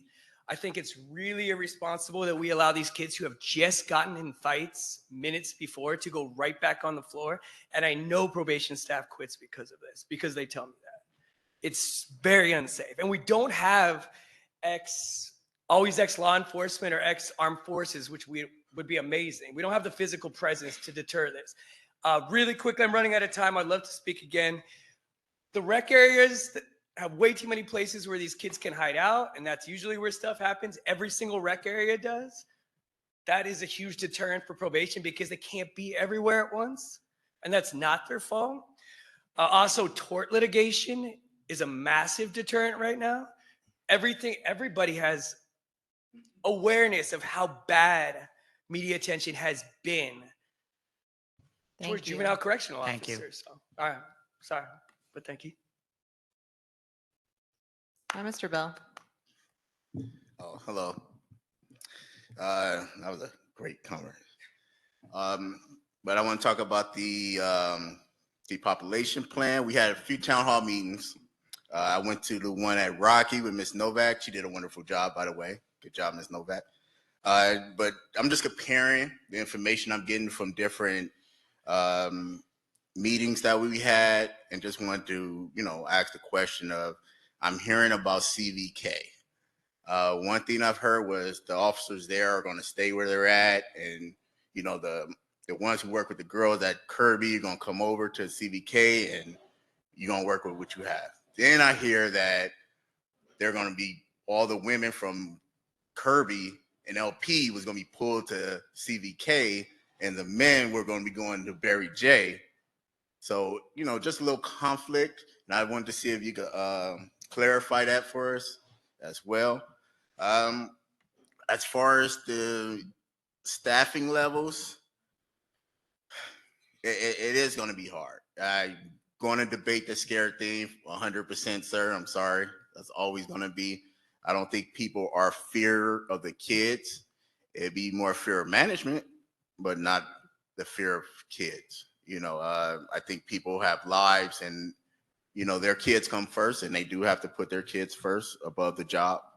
But I think it would help, and I'm going to talk directly to you, Chief. It would help if when situations happen in the media that we hear our chiefs say, our officers are excellent people, they're great work, and we not see the headline of the chief applauds the attorney general for what he did. Indictments do not mean guilt. So if we hear more of our chief saying that he supports his officers and they're all excellent jobs, I think that would help a lot, sir. Good morning. Good morning. Good morning. Thank you guys for having me. I wrote a little something. So my name is Rosalino Pavia. I'm the founder and program director of Who's for Justice, a community-based organization that brings mentorship and sports programming into Los Padrinos Juvenile Hall and Campus Kilpatrick. I'm here today as someone who spent 5 years in juvenile justice system from the age 16 to 21, and as someone who now walks back into these facilities several times a week to support our youth. The reason I'm making this public comment is because I want to highlight the probation officers who are doing their part to create a more humane, supportive environment for the young people in their care. We all know the system has serious problems. That's not up for debate, but it's also true that there are some people working inside these facilities who genuinely care and show up every day with compassion, consistency, and the willingness to do more than the bare minimum. And that matters. That's what makes a difference. When I was locked up, there were officers who saw us more than just a case number, who made sure we had clean clothes, enough food, and treated us with respect. That gave us a space to believe in something better. And I see that spirit in many of the staff I work alongside today. The way an officer shows up, whether they're angry or encouraging, can shape a whole unit's energy. That's why morale matters. That's why leadership matters. So I'm here to uplift those making the kind of impact. Thank you to the BMP department, Ms. Evans, Mr. Freeman, Ms. Wilder, Ms. Salim, Ms. Smith, Ms. Love, Director Ford, Supervisor Molina. Thank you to the officers on the ground, Ms. Rodriguez, Mr. Gonzalez, Ms. Ponce, Ms. West, Ms. Marquez, Ms. Romero, Mrs. Cisneros, Ms. Nunez, Ms. Alcaraz, Mr. Rodriguez, Mr. Maples, and Supervisor Ms. Gonzalez. This isn't about ignoring what's broken. It's about recognizing that while we fight for a better system, we also need to support and collaborate with those on the inside who are trying to make the difference right now. Because these young people deserve every ounce of support we can give them from CBOs, from volunteers, and yes, from probation too. So thank you guys. Thank you. Good morning. Hi, good morning. I'm also hoping to address the staff retention similarly as Rosalino did, and staff appreciation. I had two versions. Hopefully I'll stay in time. Good morning. My name is Lauren, and I work with several CBOs providing services to youth in Los Padrinos, Barry J. Nidor, thank you, and Campus Kilpatrick. But I am speaking today on my own behalf. As a teaching artist, I teach accountability. And today I am practicing it by saying something unpopular. We do need to recognize the probation staff who do show up. In my work, I've been blocked from having impact, but I've also witnessed extraordinary commitment from staff, probation officers, field staff, even the janitors who wipe your floors, who treat our youth with compassion, respect, and care. Many are parents themselves. They work grueling 16-hour shifts, sometimes doubling up because someone else didn't show up for them. They do it so our kids aren't locked up in their cells all day, and they stay because the youth matter to them. I've seen officers pay out of pocket for hair products to keep kids feeling confident for their family visits. I've seen them teach self-worth, education, and responsibility, not because they have to, but because they care deeply. These are not just jobs to them. Leaders in probation, you have some of the most incredible, dedicated staff I have ever seen in any corporation, business, or county-led endeavor, who continue to show up regardless of the continuous chaos and powder keg-like situations that mount due to the lack of dedication from other probation staff who don't show up for them. I've had deep discussions with many of them who choose this as a career because they are proud of what this job used to mean, the service they still provide anyway, and giving back to kids who need it most. I have a list of over 50 officers who have supported me when they did not have to, who I hope I thank enough times in person, and that would still be not enough gratitude for their service. Thank you for your time and consideration. Thank you. Thank you. Good morning. Good morning. How are you? I wanted to, and this is something that I want to let the chief know. One of the young ladies who is in the field had been deployed several times. She came back and she discovered that 2 of her high-risk sex offenders had been assigned to the kiosk. Another arsonist had been assigned to the kiosk. And I read about him in the LA Times a few days later. Is this something that is okay to you? Also, there's one other thing. People are talking about how great the probation officers are, and they are really great. But for example, one lady that I know of that we honored as the union because she was doing so well, she would have bags and bags of toys and things for Christmas, for Thanksgiving, etc. For years she had this, but what happened to her? She somehow got put in a position where she felt she had to retire long before she meant to. But she was fabulous. Thank you. Thank you.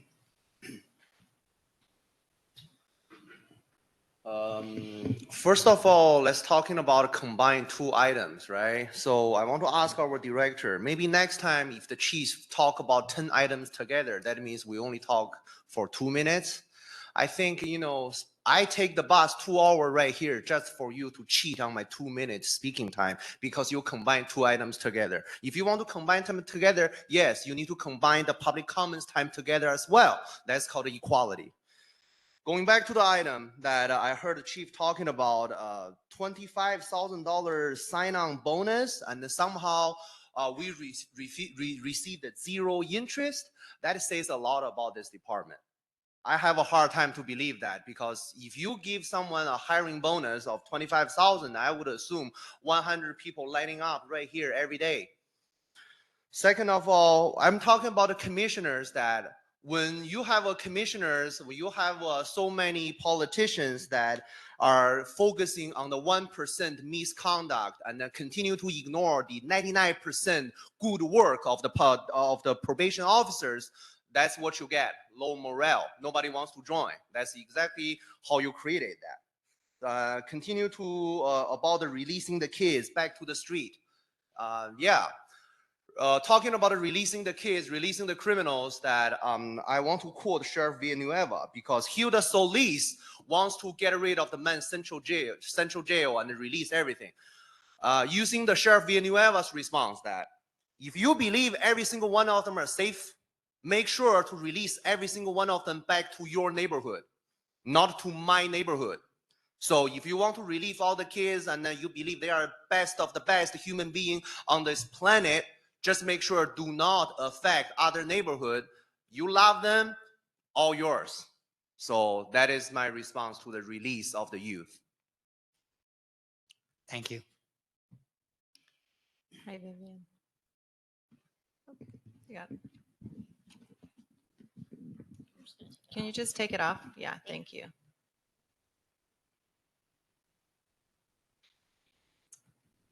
Hi, everyone. I'm Vivian Wong, education attorney at the Youth Justice Education Clinic at Loyola Law School, also a member of LAYUP and the Education Justice Coalition.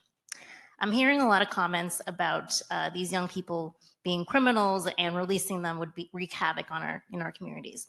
I represent young people who are currently detained, young people who may be detained. I know them very well. They are children. They are young people. They deserve sympathy. They deserve care. They don't deserve to be called criminals or monsters.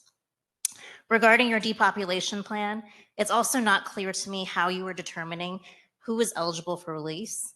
But I do know that you consider how they do in school in determining who is detained. And I want to make sure that you know that bad grades, suspensions, truancy, they're not reasons to detain a young person.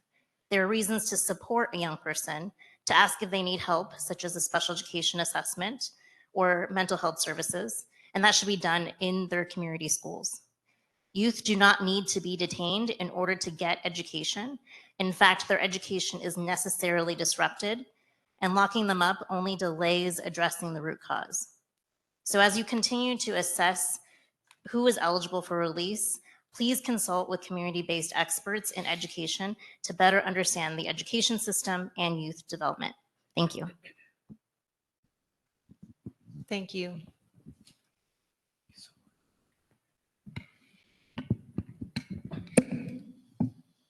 You can pull the podium back if you Is it okay? please. Yes, thank you.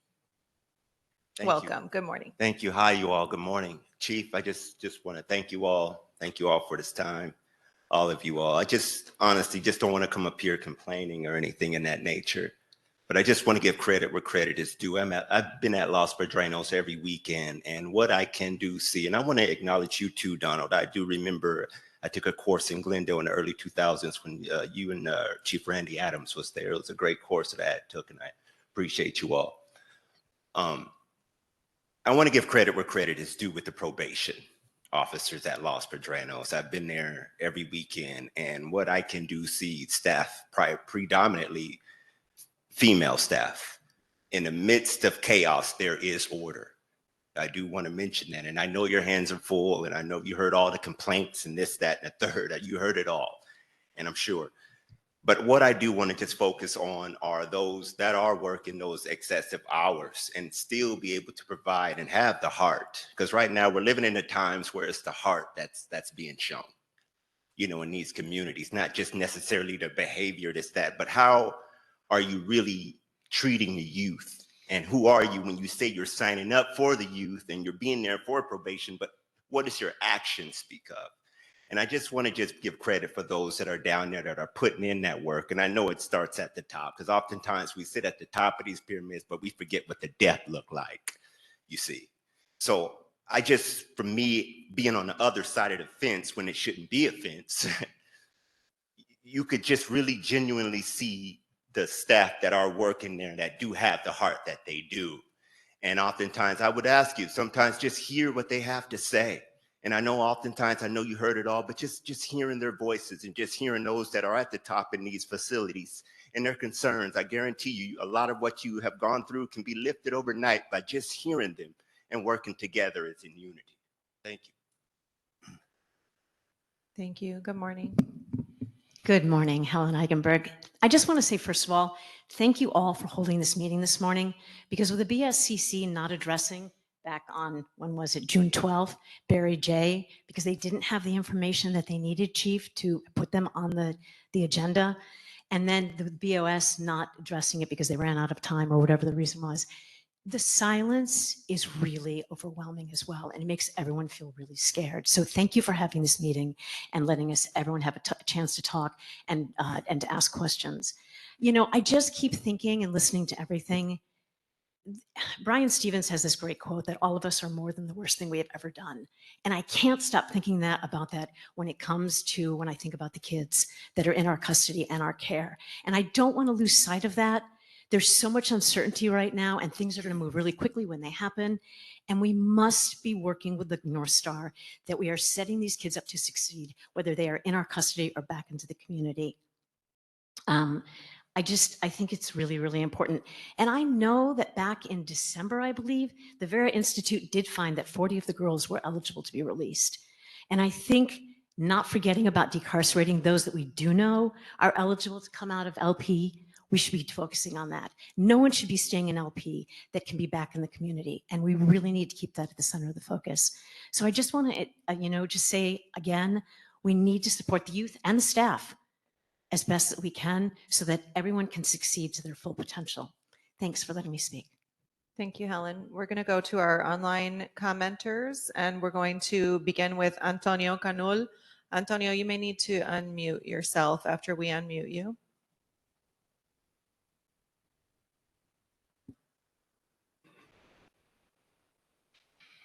Hello, can you hear me? Yes, we can. You can begin. Okay, good morning. I'm a deputy probation officer with LA County Probation. The following is my opinion and not the opinion of the Los Angeles County Probation Department. I'm also making this statement on my own time.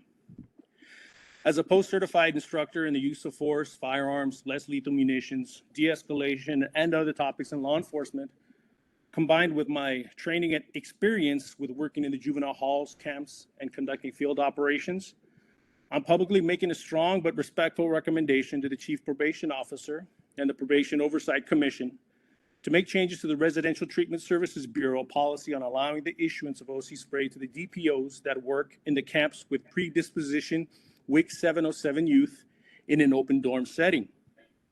I will respectfully remind you of July 28, 2023, when a riot erupted in Unit X at Los Padrinos Juvenile Hall, which led to several detention officers being viciously ambushed and assaulted, and the officer of the day shouting several times over the facility radio, "The youth are attacking officers with deadly weapons." One young adult was assisted by other youth in scaling the perimeter wall and ran into the golf course. I vividly remember this incident and know it to be true because I was the one SEO officer that apprehended him on the golf course and returned him to movement and control. As Downey PD was arriving, staging, and the sheriff department helicopter was shining their light over us.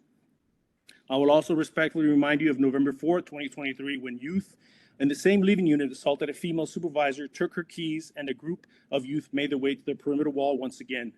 They assisted another youth over the wall. This time, my coworkers apprehended the youth and his female juvenile accomplice on the corner of Garfield and Carmont in Southgate.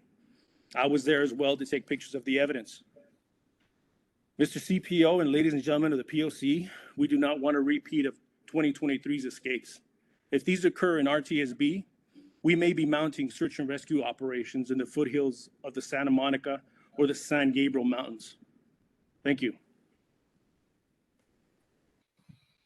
Thank you. Our next commenter is Dr. Ezra Rule Muhammad.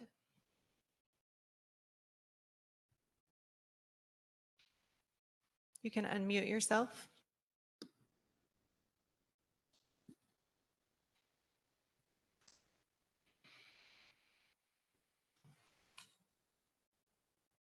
Good morning, commissioners. Good morning. Yes, please begin. Yes, my name is Dr. Isranullah Mohammed. I'm a clinical psychologist, systems equity advocate, and a family caregiver who has worked directly within Los Angeles County Department of Mental Health. I've also navigated these systems on behalf of loved ones in both California and Massachusetts. I'm here today to voice my support for the Commission's ongoing efforts to bring transparency, accountability, and safe.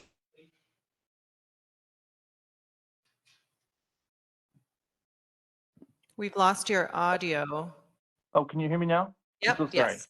Yes, please begin. Yes, in April, I introduced a framework to the Behavioral Health Commission called the Bureau Care to Custody Cemetery Pipeline. It's a model that tracks how systems gaps escalate risk when care and oversight break down. What begins as unmet needs often ends in crisis, containment, or irreversible loss.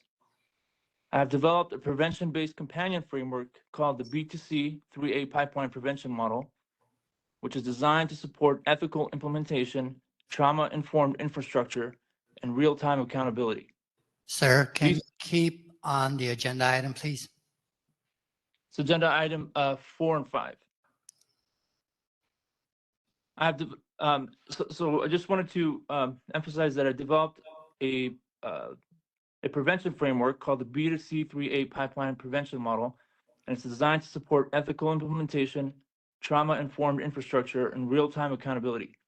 These tools are applicable across sectors and reflect lived experience, systems knowledge, and cross-agency alignment. I've submitted a summary to this commission for the public record. I hope you'll consider it as part of your oversight, especially as you review the depopulation plan and operational reforms. I want to help improve and heal our public systems. I do not see conflict. I see care, clarity, and community-rooted solutions. Thank you for your leadership and your commitment to protecting our youth and the future of public trust. Thank you. And your written comments are attached to the agenda and were submitted to the commissioners today. We have one final speaker, and then we'll cut off public comment for this item. It's call-in user number 9. Your number starts with 661. Our youth and the future. Good morning, and thank you for your time. My current question is regarding the current staffing crisis, which has been in place for the past 4 years. Previously, we've had the GSN group supervisor night item, which requires a high school diploma plus clearing background, as well as a DSO, detention service officer, which requires 60 units in community college, as well as passing a background check. I don't know why, if we're during this hiring crisis, why those would be eliminated, and the only job that you can apply for entry level is DPO1, which requires a bachelor's degree. People with bachelor's degrees have a multitude of options. Therefore, maybe the probation department isn't necessarily going to be their first option, or if they are hired in, they eventually end up moving to a different department once they, realize the mess that they're getting into. And I don't know why the department would eliminate those 2 entry-level positions. It seems contrary to what we're dealing with right now. Thank you for your time. Thank you, and thank you to all the commenters. Thank you. Unless there are any more questions or comments, commissioners, I was going to motion for recess. Commissioner Meredith? Yeah, I just want to point out that we're not alone in this. San Diego is facing a very similar situation, as is San Bernardino County. Thank you.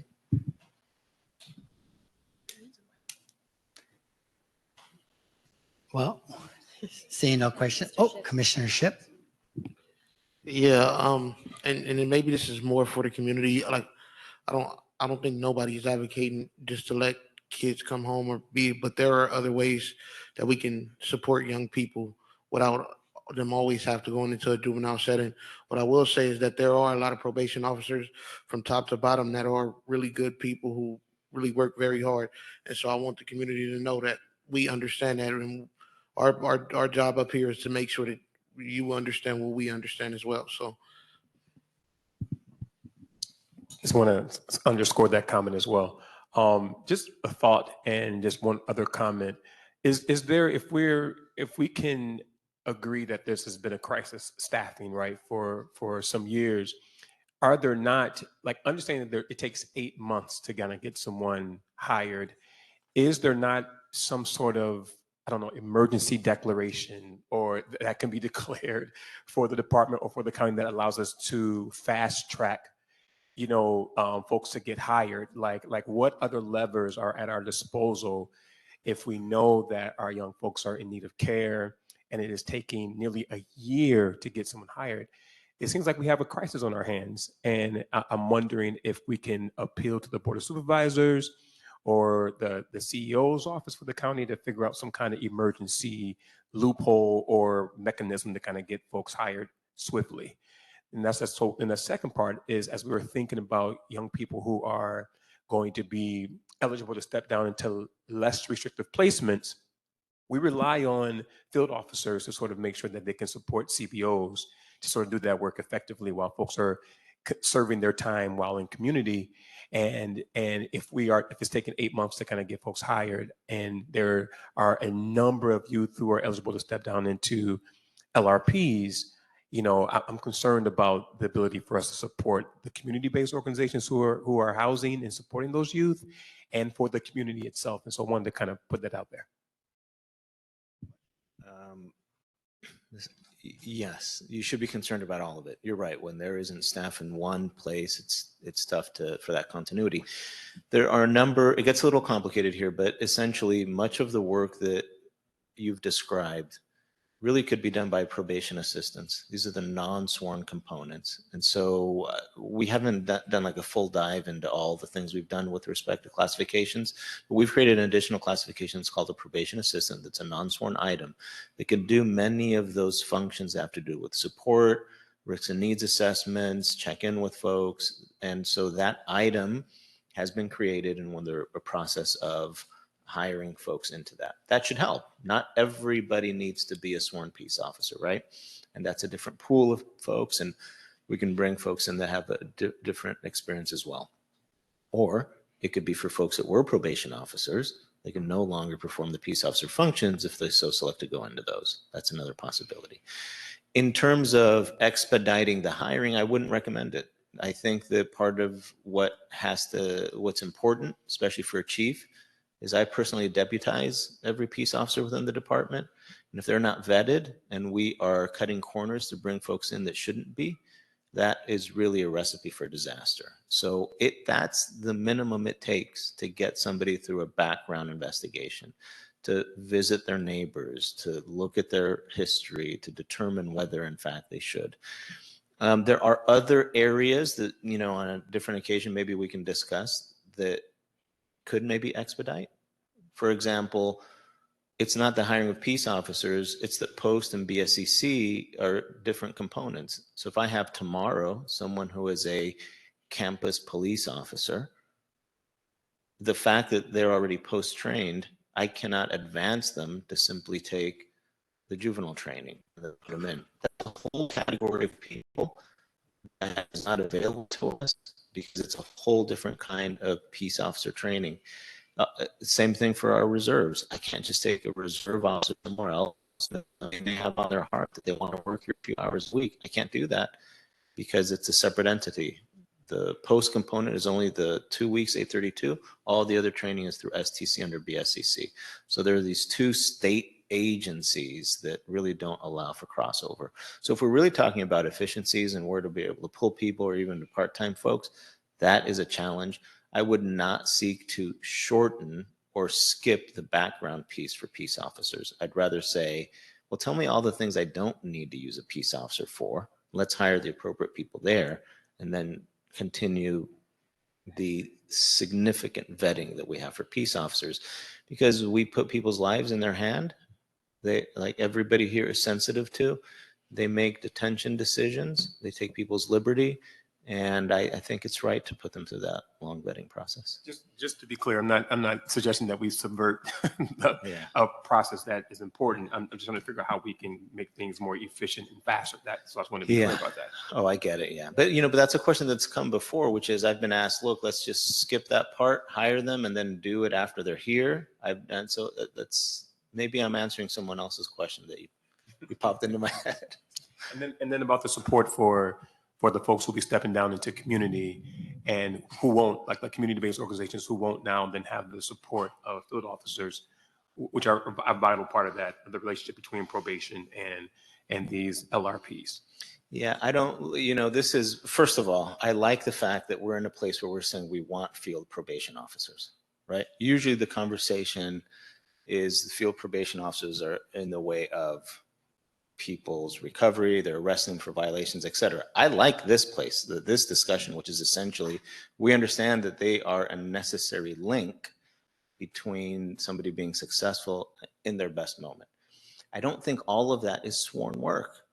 So the proposal that I have and that's moving forward in our reorganization is a lot of the work that you're describing does not have to be sworn work. I think it's going to be a combination of folks that have other discipline and understanding and can have meaningful exchanges with those families. It's going to have to be a team. And so you may still be assigned a probation officer for a larger group, but it's a team, and the person that you're going to be talking to for those referrals, or the person who's going to be doing the visit to the what do we call? LRPs. So it may be a non-sworn, except for one time when the team gets together to do the assessment. So we're just going to have to be extraordinarily open and flexible on how this may look given the current challenges. Keep us updated on that. Thank you. It's interesting because I think it's SB 357 kind of argues that not everything has to be sworn. So, and that will be heard on Wednesday up at the state. So thank you, Chief. Oh, one more. Mr. Bell had asked a question. I was wondering if you'd be able to answer, and I don't remember the details now, but it had to do with kind of a mixed message being received around the officers. It had to do with the arrest. Oh, no, it was about the men and women between Kilpatrick and Kirby and Kilpatrick. Mr. Bell was giving us rumors. The decisions have not been made on who's being transferred there. So in all likelihood, we're going to have enough volunteers, I hope, so that the folks that go there want to be there. Will that mean that everyone that's there gets to stay? Maybe not. I mean, it is very important for the ratio to be appropriate. And as you know, we're going to need more women employees there than perhaps would occur if we just left everyone there now. I don't know the answer to that. Those final decisions have not been made. So I think that's just folks speculating that it's going to be one way or another. What I can tell you is that we've asked for volunteers first. We're going to ask the folks that are there how many want to stay and how many want to go. And then we're going to have to see if that meets the needs of the young people. If the ratios are off and it's too many men compared to the women, then we'll have to make those decisions. And then we'll go by inverse seniority. So that hasn't happened yet. You had one other one, but I can't remember what it was. Oh, the one that bothered me, the one that had to do with supporting staff members. No staff member should believe that I'm going to support them if they commit a crime. That just has to be clear. I take your point that they have their day in court, but these are referrals that we made because I believe there was credible there. So I'm not speaking simply because of a rumor or something else. I have to be clear. No probation officer should use their authority to commit a crime, especially against one of the folks we have. That's what I'm referring to. For everything else, the staff, you can count on me. I believe in this profession. That's why I'm doing this. I believe that what we do is incredibly important and that you have other ways that you could make money, that you're choosing to do this because you believe in it. But it offends me personally when one of our officers commits a crime under the color of authority, and it should every other probation officer. That's what I don't want those comments in the paper to lead you to believe I don't support officers. Nothing could be further from the truth. I'm not even talking about things that you could be trained or administrative or lesser types of personnel issues. I'm talking about crimes. If you commit a crime, you don't have my support. Thank you, Chief. So we will take a short break. It's 11:13 now. We will return at 11:25 with DYD making their presentation.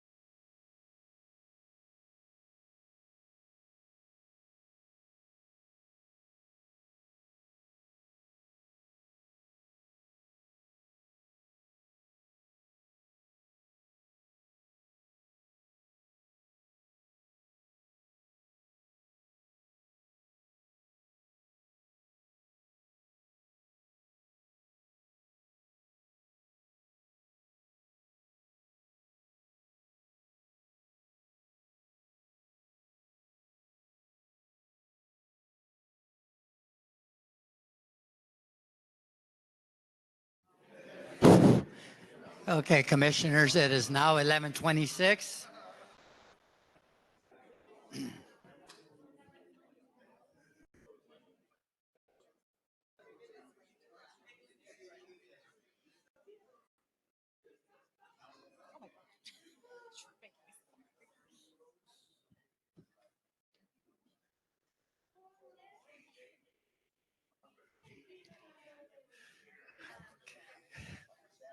If we all can have a seat and get this meeting back on track.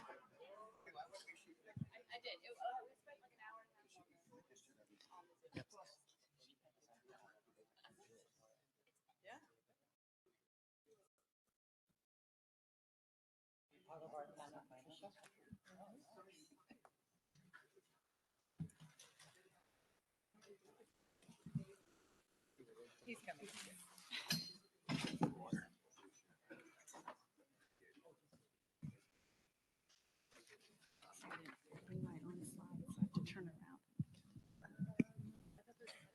Oh. Yeah.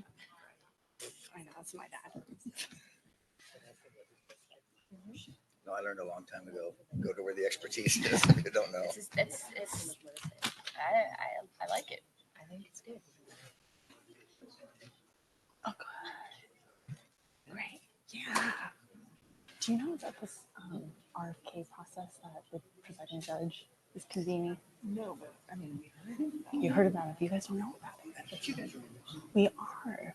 And Shalon has raised this too, keep saying we should include intake as a priority to look at. What? Oh, yeah. Oh, okay. Okay, thank you all for coming back. We are going to be moving to agenda item number 6. Want to time this perfectly for David Carroll's appearance and his DYD team to present on updates from the Department of Youth Development about the community listening sessions on the depopulation plan, DYD's progress with the Resilience and Accountability for Youth program, RAY, and facility programming, including credible messengers. Director Carroll, please proceed with your presentation. Good afternoon, everyone. This thing on. Thank you for having us today. This morning, I will be briefly going over the preliminary results from the listening sessions, a little bit on the depopulation plan, and then our director of reentry will be taking over to discuss the Reentry Action for Youth program, as well as some of the other in-facility programming that is taking place. And available, obviously, for any questions that you all may have. Her name is Patricia Song. I don't know if I said her name just now when I said her director. So Patricia Song will be taking over to walk you through the PowerPoint. So we'll just kind of leave it on that slide for now. As you know, we held 5 community listening sessions across each supervisorial district. 4 of those were in person.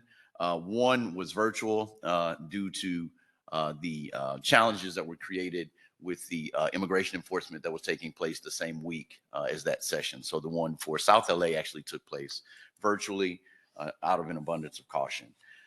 Through those 5 sessions, about 150 community members attended in total, including community-based service providers, families, and some young people. Also, I should note that I believe that at each one of those sessions, there was at least one representative from the Probation Oversight Commission, different people for the most part, but you all were in attendance also. The sessions featured a moderated panel, included the Probation Department, Department of Mental Health, Department of Health Services. Panelists were asked to provide the core elements of what they would be doing to support the plan and what specific support they would provide for youth, families, and providers during the transition. After the Q&A session, during the Q&A session, we used written questions, so we captured each one of the questions. Then after the presentations, we did small group tabling exercises where folks were able to continue those conversations that started in the larger panel. The overreaching themes that were identified, number 1 was transportation, which you talked about a little bit earlier in this meeting, and participants shared feedback that the transportation options were important for families, not just providing a shuttle bus, but also offering rideshare vouchers, potentially working with Metro, looking at ways to address the gaps in public transportation around the facilities, not just for CVK. So I should highlight, we were also talking about specifically Barry J. Nydorf, where there's no public transportation that goes directly to the facility. There's still a gap between where public transportation stops and then the facility is located. Certainly there was a lot of concern about CVK, but they weren't alone in that transportation. We heard gut-wrenching stories about even at Los Padrinos, where young people were in court, the young person was being allowed to go home, but the family didn't have a way to get there. So that young person had to stay an extra evening because there was just no way. They were in court in Compton or somewhere, and there was just no way for the parent to get to Los Padrinos that same day. So I just want to highlight CVK is certainly our focus as part of this work, but it's broader than just CVK.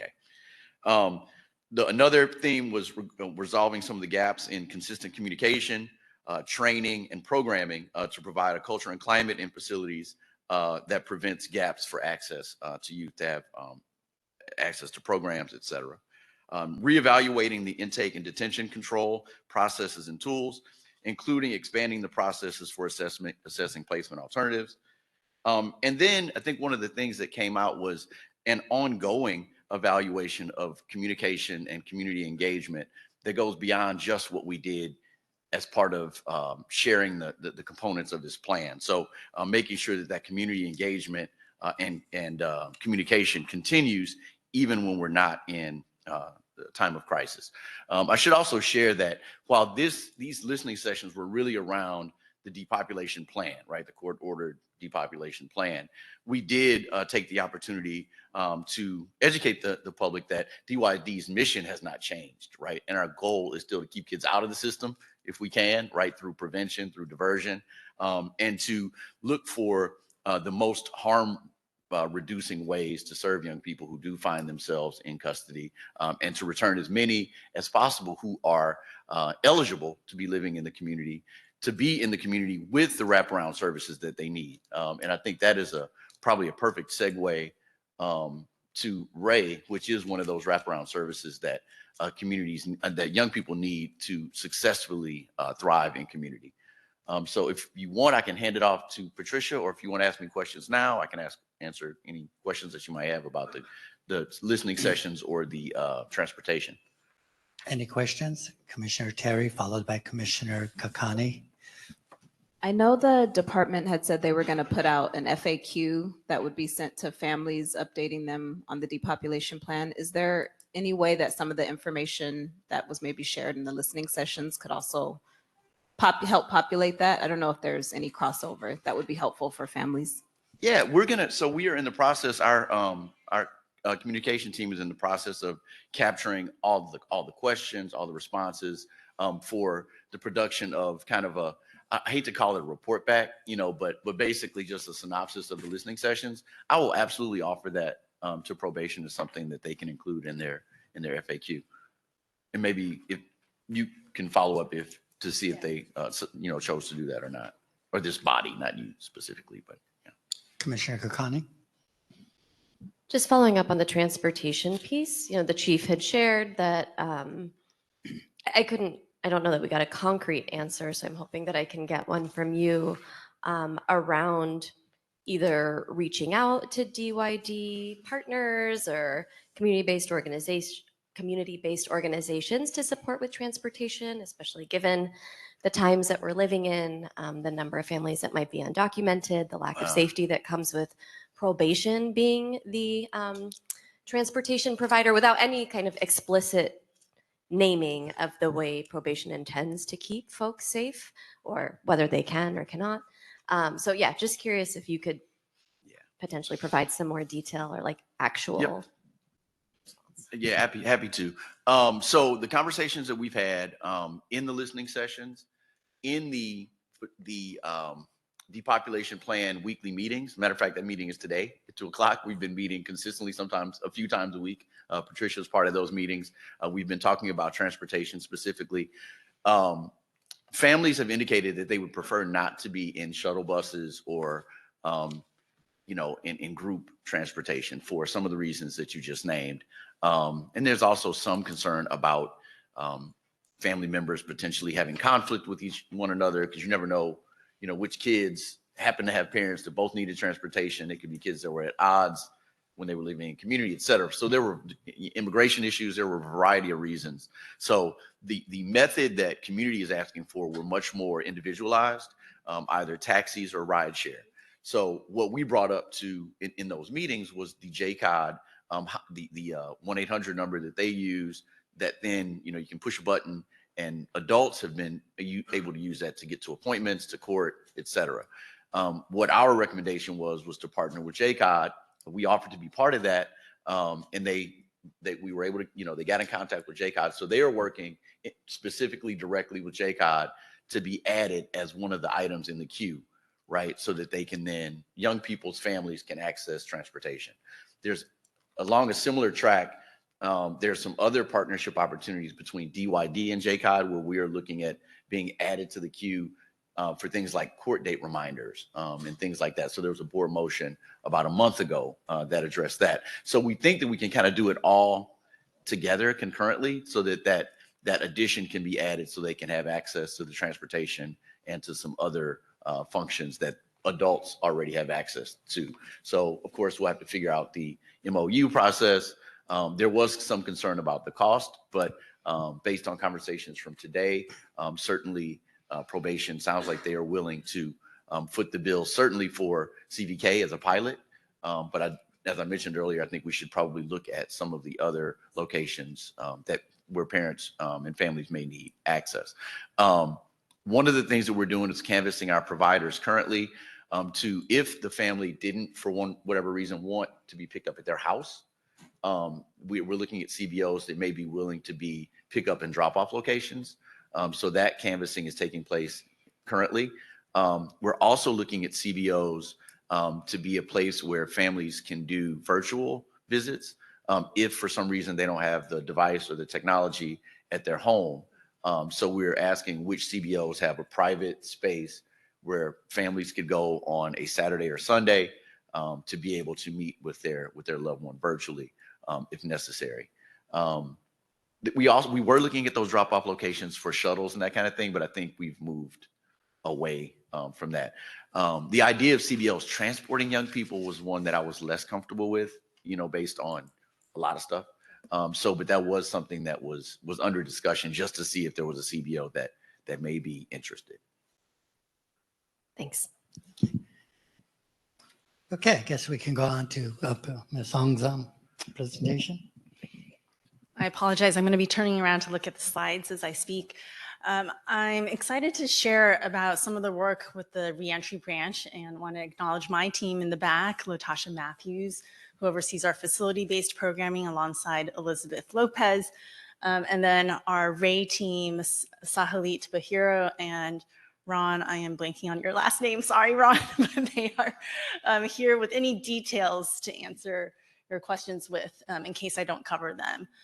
Reentry Action for Youth, oh, thank you so much, is a pilot of ours to really pull together in a coordinated way community-based supportive services for young people.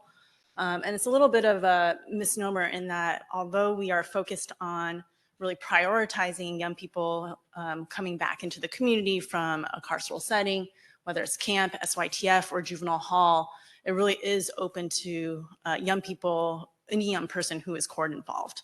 So we are also making sure that young people who are in community on probation and not connected to services are receiving services if referred.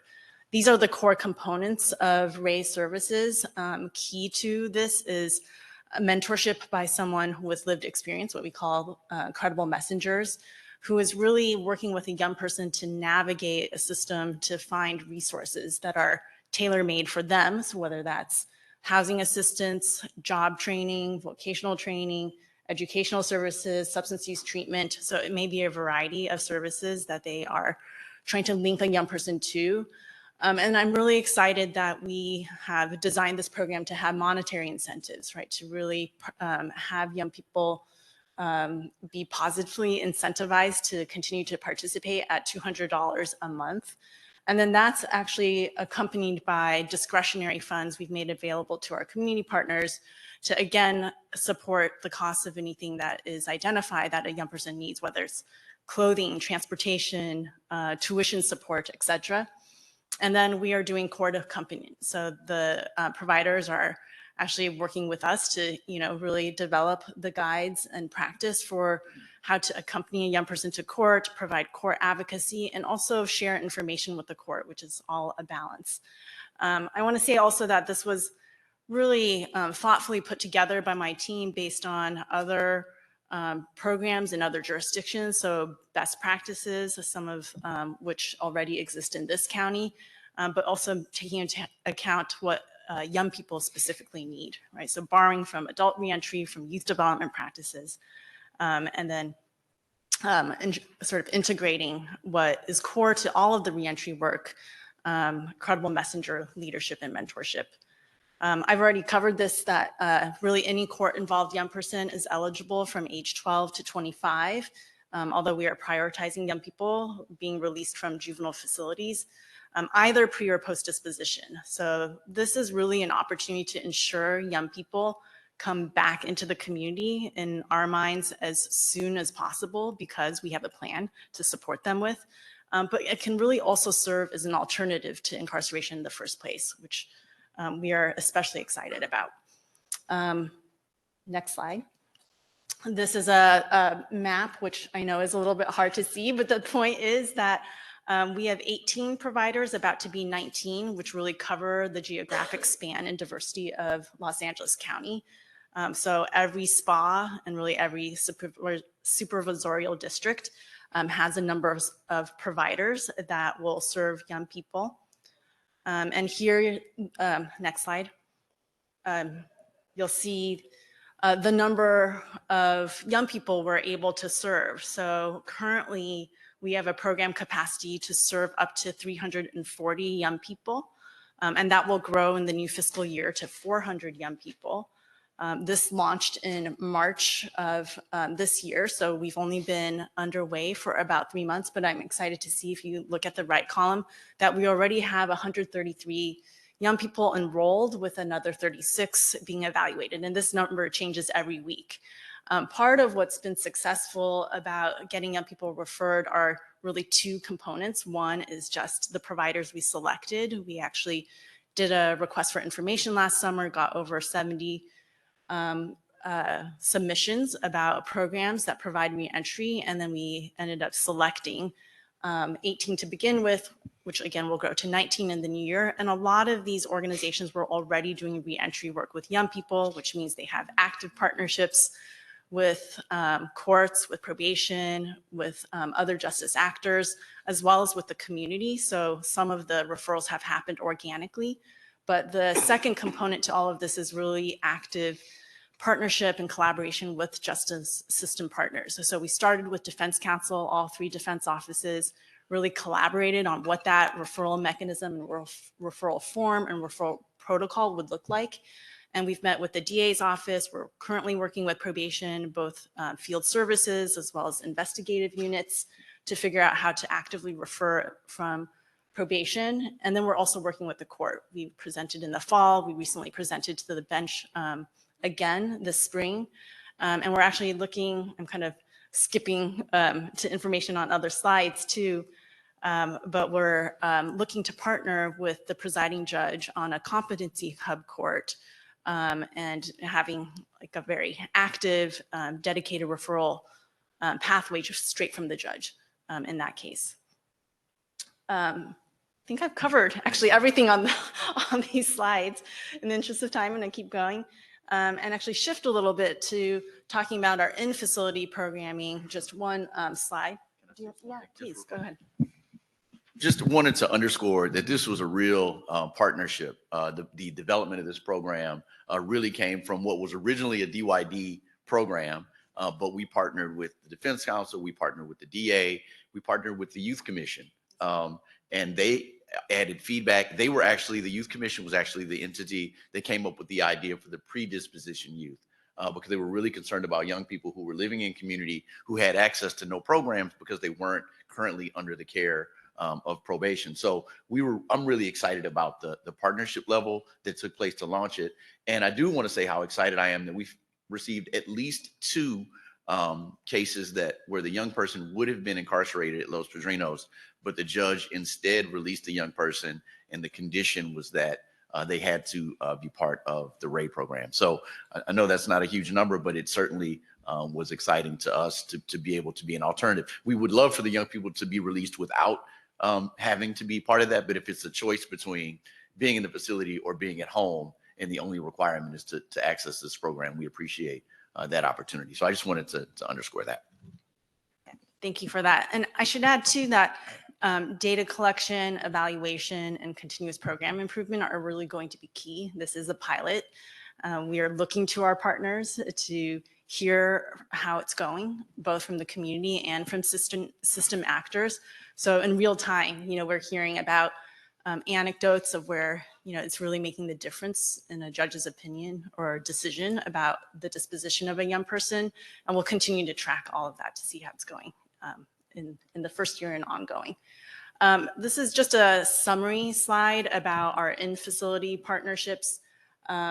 Just to remind folks, the motion, the authority for this role and the ability to partner with community-based organizations to fill programming gaps in facilities came from 2 motions, one in March of 2022. And then again, last year, in July of 2024, the board gave us authority to contract up to $2 million. So this is sort of limited authority to really sort of laser in on key programming gaps. And then we subsequently did contract with 5 organizations that you can see here. One is providing arts-based healing, mindfulness curriculum at Barry J and Los Padrinos. Maynard is providing coursework, including financial literacy and reentry work at LP. West Cal is our partner providing vocational programming for SYTF youth at Barry J. And then A Swan Within and Juvenile Giants, which you heard about earlier today, provide fitness programming at Barry J and LP. So this is just the start, of course, of some of our role in filling programming gaps for young people. Probation does so, as well as other agencies. So we actively try to partner around identifying those gaps. Longer term, as you may know, the department had submitted a proposal to the Board of Supervisors detailing what we think is a comprehensive care coordination approach that includes filling programming gaps, but really sort of integrates 3 things: individualized planning and care planning for young people, which should inform programming and which really should drive the overall approach to addressing youth behavior, both positive progress as well as violations inside the facilities. And that's something we're continuing to flesh out what that would look like, were we to step into a larger role beyond just filling discrete programming gaps.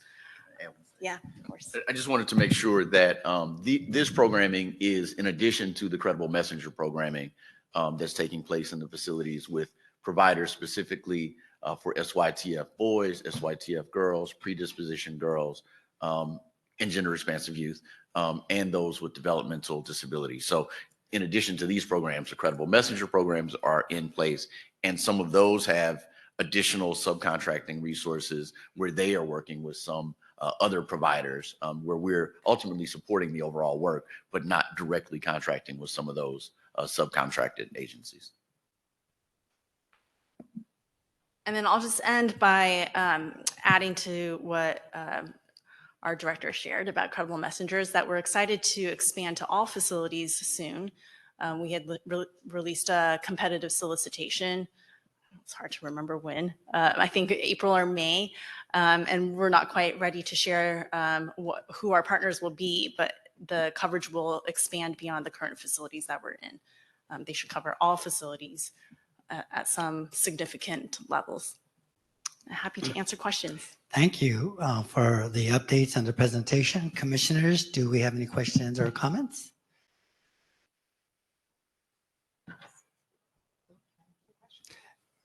Commissioner Julian? Don't say that. I'm asking a question on behalf of Commissioner Canales, except not really. I know she's listening to the meeting. She had car trouble this morning. So sorry not to be here. So I'm just channeling Commissioner Canales. Can members of the Probation Oversight Commission refer youth to Ray who might be, who they might encounter in their day-to-day, and how would that work? I'm going to let Sahali Oh, talk about the they can't hear. referral pathway. You come up to the mic. Don't be shy. But I know the answer is absolutely. The referrals can come from anyone. And we should probably make a referral form available on our website even. Yeah, and in some of the community meetings, there were young people where I literally walked up to them at the end of the meeting. They said they had just been released and said, "Hey, we got this new program." I happened to be at Rocky Friday, dropping off some suits for some young people that are about to go through a graduation, and several are about to go home in the next month or so, and I was referring them to the program. So certainly we want those referrals. But Sahali, please. Yes, so just to reiterate what David and Patricia said, absolutely. And we would love to meet with a representative from your team. I mean, I know we're in talks with Eduardo, so if you guys want to set up something a bit more organized, we're happy to do that as well. But there is a flyer that we have. We can email it to you guys. There is a Ray email that you can refer a youth to, and then you can send it to any one of the PMs as well. And then eventually we have on the flyer on the back, there is a list of the providers along with the agencies. We can provide a listserv of all the point of contacts at each of the providers. So if you want to make the linkage directly to the provider, that's fine too. So there are many avenues, but yeah, definitely send it our way. And lots of rooms for us to improve the process. Along the way, it's brand new, but we recognize streamlining the referral process is kind of a next step. Commissioner Kakani? So I'm just trying to understand, how do you access the young folks who are currently incarcerated? Like, are you able to connect them with whoever their mentor is going to be before they've released, or does everything kind of start once a young person is released? Yeah, I appreciate the question. I think underlying that, if I am hearing sort of in between the lines, is a principle we really appreciate, which is connecting young people well before they're released and as early as possible is a best practice. So, one of the tricky positions that DYD is in is that we don't have access to individualized youth data, right? So we have built referral pathways that protect young people's confidentiality. So we don't see, although we're tracking in an anonymized way, individualized progress, we don't ever see people's names, date of birth, et cetera. We are really relying on justice partners to connect young people with us early, right? So that's why we started with the defense. If the defense bar really see a young person being ripe for connection to Ray, then we hope that happens early. And then through defense counsel, we can get a court order for the partner to go in early and connect with a young person well before they're released. We also know that increases service utilization to have that relationship cultivated early on. And then the second thing we're still actively trying to sort of design is the bridge between our in-facility credible messengers and then the Ray providers, right? Because some of those relationships do exist among our in-facility providers. And so we want that sort of collaboration and handoff to happen early as well. That makes sense. But we're figuring it out for sure. And then the two young folks that you said were never essentially had to step foot in an LP, I think, or maybe had to step in for a quick period and then released. That referral, I guess I'm just trying to understand how that happens so we can make it happen more often, because not every young person who's inside LP is, anyway, needs to be there. Is the question, how do we connect them? Like, how do you, so when you. Oh, those two. Go ahead. Was that like I It think came from the judge. Okay. Yeah, Sahali, you have those details.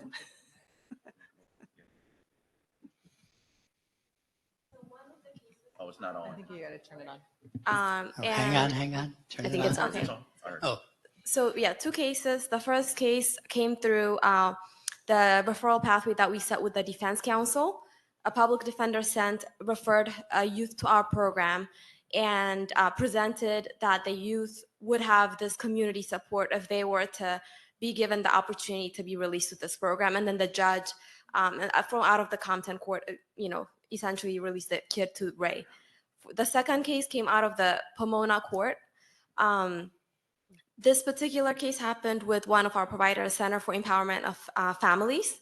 The mentor had a relationship with like a probation officer, and was able to accompany the kid to the court, and the judge made the decision to release the kid to Ray. So to what Patricia meant, a lot of these are anecdotal, and we're really trying to systematize how we're organizing our providers to provide that court accompaniment. And we're also going to be piloting certain cases like what Patricia mentioned with Judge Espinosa, and we're meeting with the judges to really make this more systematic way. But these two kind of came very early findings out of the 2 month of operation, and we're hoping we'll see more of these cases. Yeah, that's amazing. Thanks for sharing that.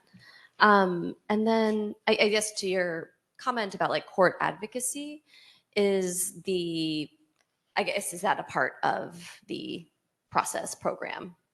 Yes. I know you talked about court accompaniment, but I don't know. I'll answer first and see if Sahli wants to add anything. I think we assume that accompanying them to court means that they may be asked to provide, some statement to the court about how a young person is doing, which is why even at our May 13th kickoff, it was a topic of training, and then we're going to continue to revisit it, because I don't know that there's a lot of best practices on how to do this sort of balance. You're cultivating a trusting relationship with a young person, and you have to provide information to the court about how a young person is doing. And so while we want to be forthright, we also want to respect, the confidence and the trust that we've built with young people through the mentors. So it's going to be a balance, and we're going to, I think, really design that in partnership with our community partners as well as with the bench. I'm a defense lawyer by training. I know that they can subpoena, right, any of these providers, and really are obligated to share information, right? So we want to provide guidance on how to do that well. You want to add anything? No, that's good. Commissioner Terry. I was happy to hear that you all are collecting data, and I was curious if you could share some of the outcomes or data points that you're tracking now. So yes, right now we have the demographics and enrollment outcomes, and we're actually working with our research policy innovation team to really put together dashboards to understand, okay, where are referrals coming from, because we are establishing all of these relationships with the public defender, alternate public defender, judges, community probation, kind of understanding where the youth are being funneled through the program too. And then once they're enrolled in the program, understanding the types of services that they're being connected to, how many are being referred to housing, to employment, education, and how many are being provided, financial assistance, and what ways have that led to their success in reintegrating back into community. And then, so those will be kind of like process outcomes that we will be able to measure in the interim. But down the road, the vision is maybe down the road, really doing a lot more robust evaluation to understand the impacts of the program, right? Like, is it reducing recidivism? Is it breaking cycles of incarceration? But yeah, we're actively working on organize. So maybe the next time we present, we might have pie charts and outcomes around that. And alongside that sort of quantitative data, we want qualitative data. So I think it's really built into the design of almost all of our work that we have learning sessions where we bring together providers. And while we don't have a specific timeline for the Ray providers to come together, we've started to talk about bringing all of them back together alongside our in-facility credible messengers to really share and identify, what are strengths of the program, what are the needs and capacity improvements we need that the department can help address to make this really as robust and effective as possible. And it really isn't, like just a group of service providers. We're trying to build a system, and that's why the referrals and the partnerships with the justice actors are just as important as our partnership with the community groups. And then one last question. I don't know if this is relevant, but as you all expand, but then if we know there is going to be movement across facilities, how are you all, or how does the model change or adapt with those changes? You can, yeah, I think we're going to say second. Well, for Ray, the model really doesn't change because we are trying to go and meet young people wherever they are.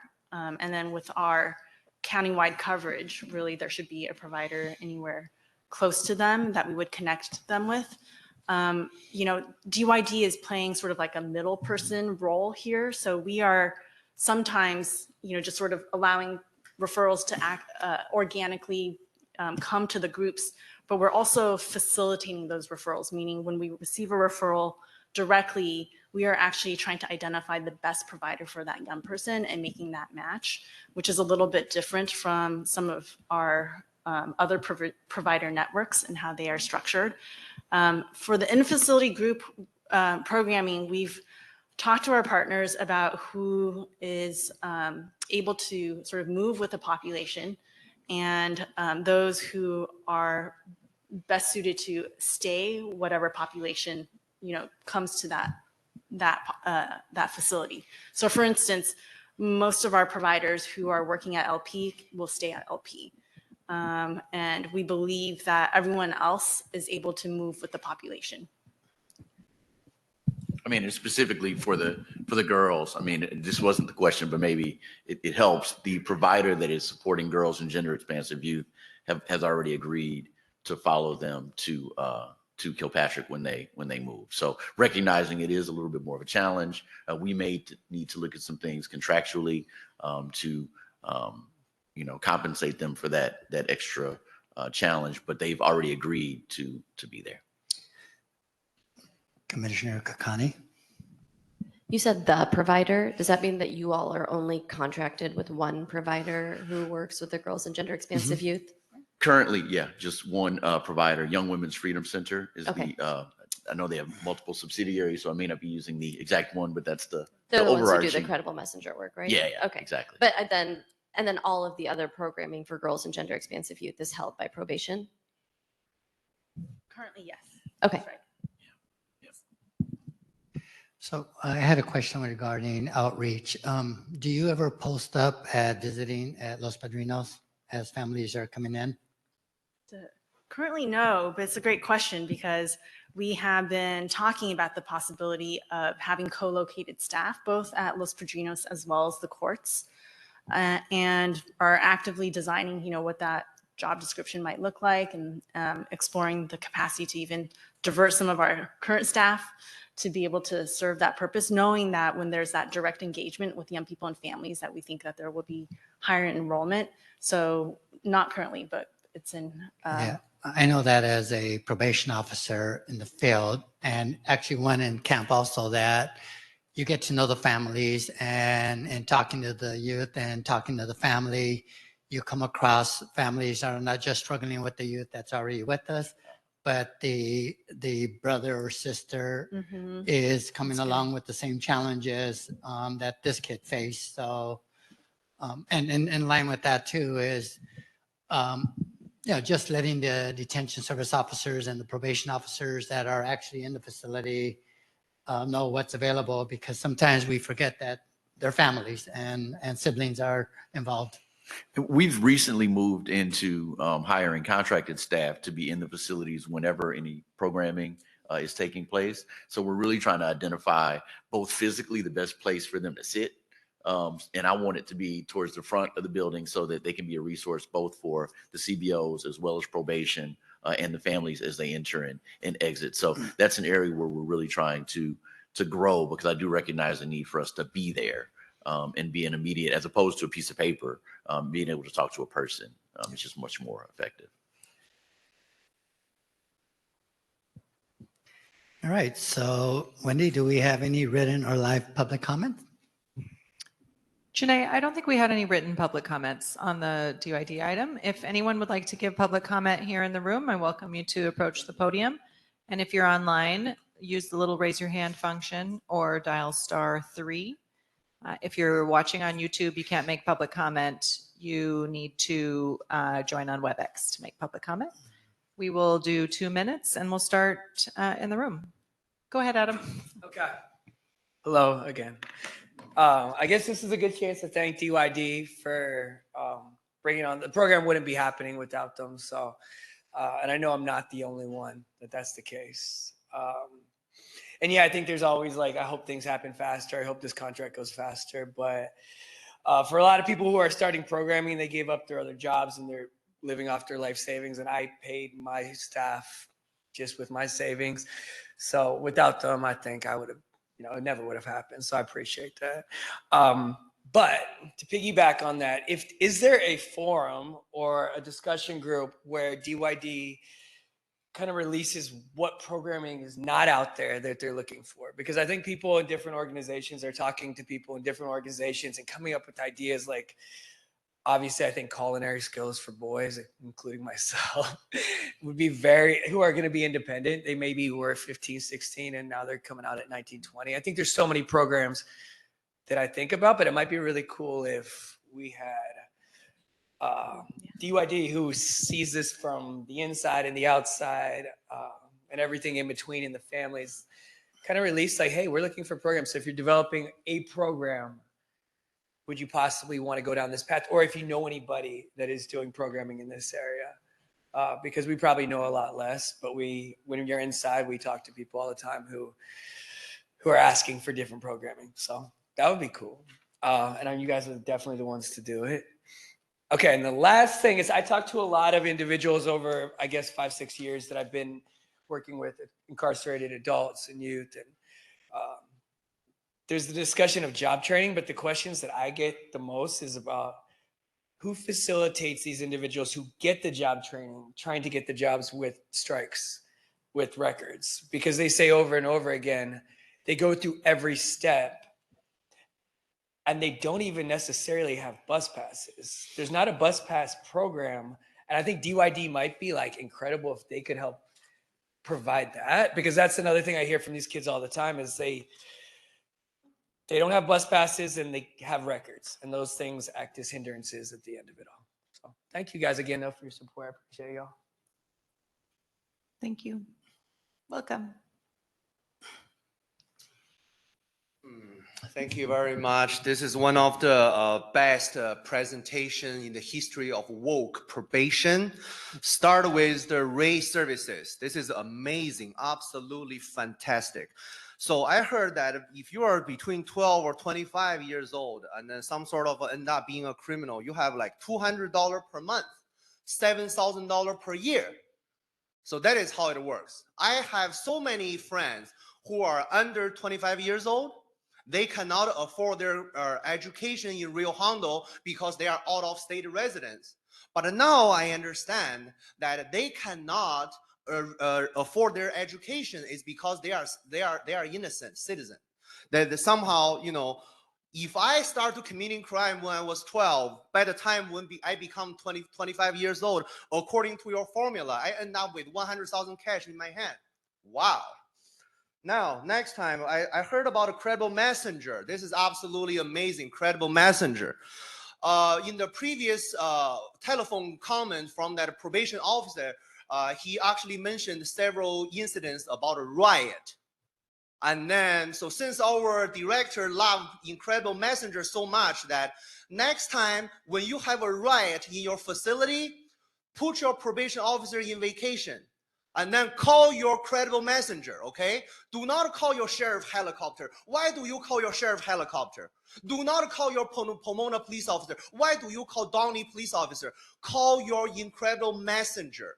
Next time when they are fighting each other, rape each other, doing the drug, let's give them a paid vacation to all the probation officers and then call your credible messenger. Let them deal with that because they are so amazing. Because we don't do anything. We just need to talk to them and then all the problem will be solved just by talking to them. Absolutely credible messenger. Amazing. Thank you. Thank you. Hi, Helen. Hi, Helen Eigenberg. I just want to say thank you. I did attend the online DYD meeting with the communities in South LA, and it was super helpful and really informative. So thank you for doing that. And this is exciting. This is the stuff that we're talking about, right? Getting the support that is needed for our youth so that they can thrive and grow and be the best version of themselves. So thank you for putting this all into play. I was familiar with Ray, so I'm glad that it's out there. And I just want to throw out, I don't know if I can mention legislation at a POC meeting, can I? SB 357. Everyone should know about it, and it's going to give you all more access to information if it passes. So everyone should just be aware SB 357 will be coming before the Assembly, and it will give more responsibility to DYD, not taking away jobs, but just giving more responsibility. So thank you for this, and thank you for the continued work and all of you here. Great work. Thank you, Helen. For the record, we encourage people to exercise their First Amendment rights at the POC meetings. Do we have any online comments? I don't think we have any hands raised. Okay. Great. Commissioners, any last minute questions, comments, concerns? Go DYD. There you go. Go DYD, for real. You guys are. I know. Just want to say I appreciate you and all the work that you all are doing and the innovative work that you all are doing in this space. And LA County is better off because that department exists. And so I just want to kind of say that for the record. Go DYD. There you go. I also respect everyone's First Amendment rights and their desire to say what feels right to them. But I just wanted to lift up the fact that the reason DYD exists is because for decades, probation has not been able to fully dig itself out of a hole and is unfortunately causing a lot of trauma to a lot of young folks, compounding the trauma that they already walk into these facilities with. And so credible messengers aren't here to replace whoever else exists in these facilities, but they're in a position to support young folks in a way that is different than probation has been able to. So I appreciate, again, your ability to bring that to life, to see the humanity of these young people beyond their offense, to see their potential, to see their ability to contribute to society, and to, just acknowledge their dignity. And so appreciate what you all shared today and the role that you all play in that, because we oftentimes don't get to hear that from the other departments. Thank you. Thank you. Very good, David. Thanks. The fire camp, I know. Okay, we are going to return to item 3.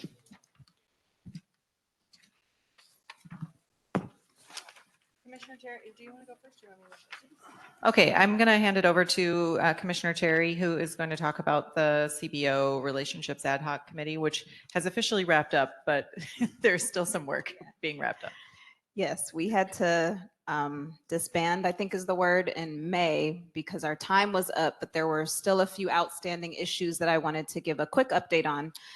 We had a list of community-informed recommendations that we had asked the department to respond to, and they did provide an update on May 16th, 2025. They did have a response for every recommendation. Unfortunately, there are several areas that continue to remain in progress, such as the development of an electronic programming calendar. So things that we had been recommending and that the department has been working on for some time that still are not resolved.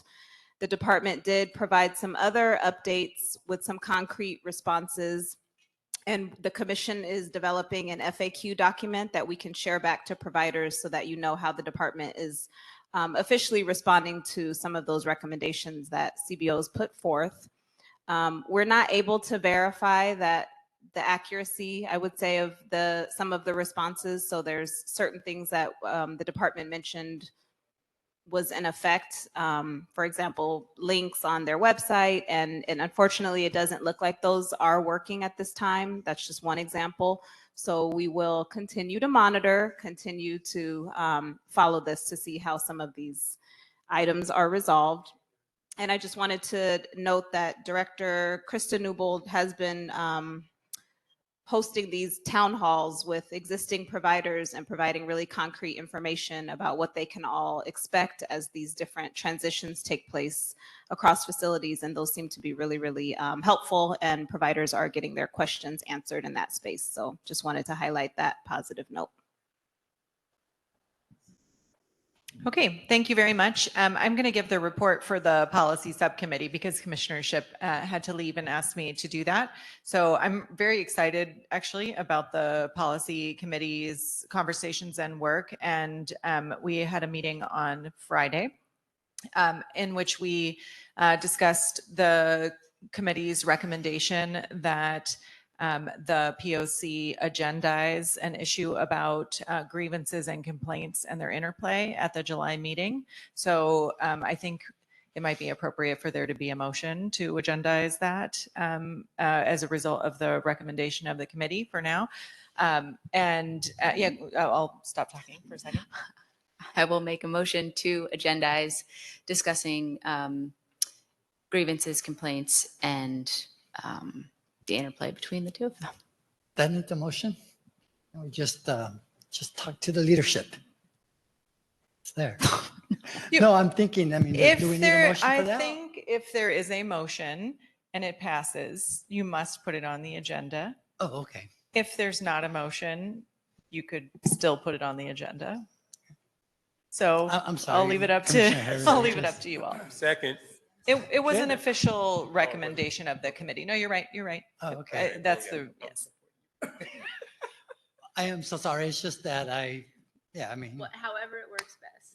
well, we can do the motion. It's just, Okay, so there's a motion and a second, and we'll take public comment on that in a minute. And just to wrap up the conversation about the policy subcommittee, there also was a discussion about the visitation policy. That's something that the POC had brought to their attention by parents, youth, and through our observations and inspections. Both the inspections that we do inside the facility as well as visits that Dr. Gongora and my teammate Belinda Mayalo and I have done talking to parents at visitation. I think the issue that has come up most frequently is about consistency, both of the policy and the application of the policy. And so the committee talked about that and will likely be bringing some recommendations about a consistent policy and implementation back to this full body. And then I wanted to just give a quick update on the Narcan. So as many of you know, the Probation Oversight Commission was charged by the Board of Supervisors with reviewing the one of the final, actually it's not the final stage because there is another stage, one of the stages of Narcan issuance, and this was to providers. So the department has done a very thorough job of issuing Narcan to probation employees within the facilities. And by the time we wrapped up our reporting on this agenda item, probation had said that they were prepared to have the Narcan be available to providers, but it hadn't happened yet. And I'm very pleased to report that in our recent visits to the facility, as Dr. Corral mentioned maybe 2 meetings ago, we have seen the availability of Narcan, including little belts that are available for providers that have a little pouch in them where you can hold the Narcan that would allow for providers to come in, pick up Narcan in a belt and have it on their person while they're providing services in the facility.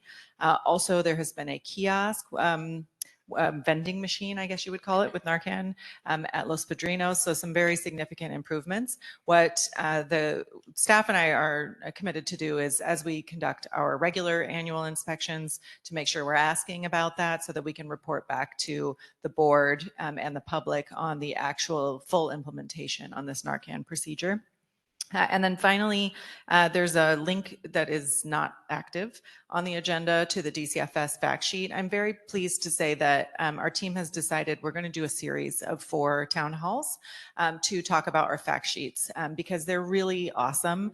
Donisha Smith and her team have done an incredible job of building some data-driven information about who the young people are who are detained in our probation facilities. And so they will be informative town halls that will talk about the overlaps between probation and the Department of Children and Family Services, about education, about developmental disabilities, then how that impacts our detained population, as well as about the charges that youth are facing and some myth busting, I think I might call it, based on the data. So I'm really looking forward to that, and please pay attention to our social media for invitations to those town halls coming up. That's it. So how does the motion read? So the motion is to agendize at the July meeting a conversation about the grievances, complaints, and how they overlap. Anything else any commissioner would like to add to that? Commissioner Terry? Just a quick question. Is this something that ad hoc presents on, or do we ask the department to, are we asking them to present on something, or do those We are details get asking, worked out? I think the plan is, and Brooke, maybe correct me if I'm wrong, or Millie was also there, to ask representatives from the department and also possibly some other outside folks who have expertise in these issues to present at the meeting. Okay, with that, do we have any written or live public comment? No written public comment on this. If anyone would like to make live public comment, please approach the podium or raise your hand on WebEx or dial *3 on your phone. I'm not very clear. Are we talking about the motion comments or talking about the agenda number 3? Both. Both. Okay. Yeah, I want to talk about the motion, the complaints process and procedures. I have heard several times regarding. First of all, yeah, I apologize for my First Amendment. Yeah, that's the number one thing.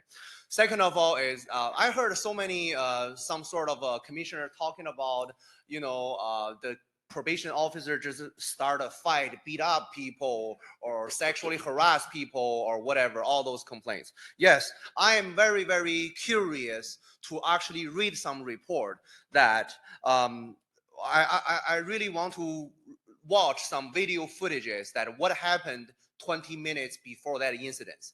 Because if you ask me, asking a random deputy probation officer just saying randomly beat someone up in the facility, that is something I do not believe. That is something that I will only believe that when I see the evidence. And then second of all, I want to know more about how does this complaint evaluated. And then I also want to know what are the disciplinary action against the probation officers, because LAPD, they have a whole process about the commissioner's process, and then they have an appeal to Board of Rights. There's another process, and then so there's always something called a due process. But I do not feel safe on behalf of those probation officers, because when we have a full board of probation that just have a politically correct propaganda, and I'm just very concerned that if their due process in this case will be violated.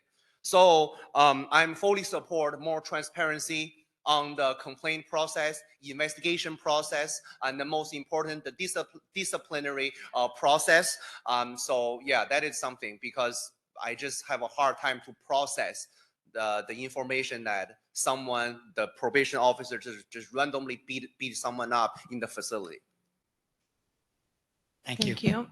And to be clear, I was actually answering Helen's question about her First Amendment rights, about giving public comment regarding pending legislation. Do we have any online public commenters? Okay, I'm glad that you brought that up. And I want to be clear that this is coming from the policy subcommittee. This is not suggesting that the Probation Oversight Commission would become involved in the investigations around complaints, but rather addressing, and it's actually a very valid point, since our sister commission in the Civilian Oversight Commission has been discussing this extensively. This policy committee is addressing how exactly what you said, what probation's policy says, not the actual investigation around the complaints or grievances that happen, but rather how do the policies interact. So thank you for clarifying that, because I don't think we've stated that specifically. Okay, with that, should we, No, we don't have a motion. Oh, we have to vote. You're right. Yes. Thank you. Okay, so I'm going to call the roll on the motion about agendizing this complaint and grievance procedure and overlap. Thank you. Get my list. Commissioner Harris? Aye. Commissioner Kokani? Aye. Commissioner Meredith? Aye. Commissioner Prater? Aye. Commissioner Terry? Aye. And Chair Mundo. Aye. Okay, so with Commissioners Canales and Jackson and Ship absent, the motion carries unanimously. Okay. We will now go to item number 7. We will be discussing and taking possible action up to and including voting to direct the Office of the Inspector General, OIG, to issue a subpoena for outstanding data and information. As part of this agenda item, the Executive Director of the Probation Oversight Commission will share information about outstanding data and information requests. Wendy, please proceed with your updates. Thank you. So you have in your packet, and it's attached to the agenda, a copy of the memo that was sent. Oh, thank you. It's right in front of me. A copy of the memo that was sent for June. You'll see, I'm very pleased to report that the vast majority of the information that has been requested has been received. There is one item that has not been received, or it was, I should say, received but incomplete, which was the adult core area office caseload data. It's actually something that Chair Mundo brought up earlier in the discussion, which is we received information for January of 2024 that is pretty extensive, that it lists the office area by address, including the number of probation officers that are assigned and the caseload, so that you could, with very simple math, determine what the average caseload might be. The information we received though was a year old. So we received then updated information for April 30th, 2025, but what it was missing was the number of DPOs assigned and number of DPOs in the office, which doesn't allow for the calculation of the average caseload. So the missing item is the request for a correction of that. I will say I have not pushed for it this month in the way that I generally have, other than just sending this memo. It's possible that it could be received. The second item that I'll bring up is on today's agenda, which is the continued request for information about callouts and data around human resources that were not received, although I did hear the chief say that he agreed that that should be provided by Director Carlisle. So you may choose to request this information in the form of a formal motion. Neither of them has been requested by a motion yet. They both have happened during live meetings. So that is your choice under this agenda item. And I'm really pleased about the receipt of that information. I do also think that we have a couple of upcoming due dates of some of the continuous provision of data, like the snapshot. But that will all be drafted in when I draft the memo after this meeting. It'll be included if it hasn't been received for you to discuss at the July meeting. Any questions about that? Commissioners? Any thoughts of a motion? Any request? Formal request. Okay, so I hear Commissioner Meredith saying that you want to make a formal request for this information. Request first. Yes. Formal request first, then we can follow up if need be. Okay, so I think we need a motion for whichever, I don't want to put words in your mouth, but whichever information you want to request. There's two things. There's the information on the memo that's listed as incomplete, and then the information from today's agenda under item number 5. Those 2 items, you can read them into the motion. Okay. So is there a second? Second. Okay. And to be clear, it's going to be what was missing and what was missing today. Yes. Okay. Well, do we have any live or public comment? Or written? Yes, no written public comment, but we will take live public comment. And if you want to make a comment online, you can raise your hand. So this is on item number 7. And specifically the motion to formally request the adult core area office caseload data and the data from item number 5 on today's agenda, which reads update on callouts, leave rates, and hiring and terminations, and an update on deployment and reassignments and the impact on field services. Okay, that is pretty clear. Start with number 7. I'm constantly hearing the conversation about, requesting information. And then right now, to the point, we were talking about issuing a subpoena. What went wrong? Because why those problem only occurs in the sheriff board and the probation board? When I was going to the fire department board or the police department board, I do not see those problems. So my advice to our director is maybe our director could visit LAPD board executive director. Maybe our director can visit LAFD board of director, because obviously that two board somehow they were able to maintain a friendly relationship with the chief. They were able to work together with the chief. They were able to work together with the union member without having an internal civil war. And then they do not have problem where a commissioner constantly asking the information, where the chief constantly denying the information. It's a much more peaceful board right there. So maybe our director can learn something from those board, and then if we can use that method of management coming back to this board, then maybe we are having a much more productive meeting, that we don't have to wait for 1 year just for one information, because LAPD board requests something from the chief, they get it 1 week, 2 weeks, something like that. Done. I know that. Second of all, regarding the request information regarding the hiring or whatever, yeah, I just want to echo the comments from one of the commissioners that we are not trying to cut the cornerstone about the hiring. We are just trying to find a ways to expedite the hiring, and not just cutting a shortcut or whatever. Not really that. Thank you. I don't see any other commenters in the room. Do we have any commenters online? No. Okay. If no further comments, Wendy, would you take roll here? Yes, thank you. So we are voting on creating a formal request via motion for the item marked as incomplete on the memo and the items under agenda item number 5 today. Please vote yes, no, or abstain. Commissioner Harris? Yes. Commissioner Kokani? Yes. Commissioner Meredith? Yes. Commissioner Prater? Yep. Commissioner Terry? Yes. Chair Mundo? Yes. Okay, so with Commissioners Canales, Jackson, and Shipp absent, the motion passes unanimously. Okay, we'll move on to agenda item number 8 is for matters not posted on the agenda to discuss or to place on a future meeting agenda for action. Commissioners, do you have any announcements or items you would like placed on the future agenda? Commissioner Prater? I would like for us to sort of figure out a way to circle back to a comment the chief made today when I raised the concern about what staff we have in the field to support I know there's been a lot of conversation about youth stepping down into community.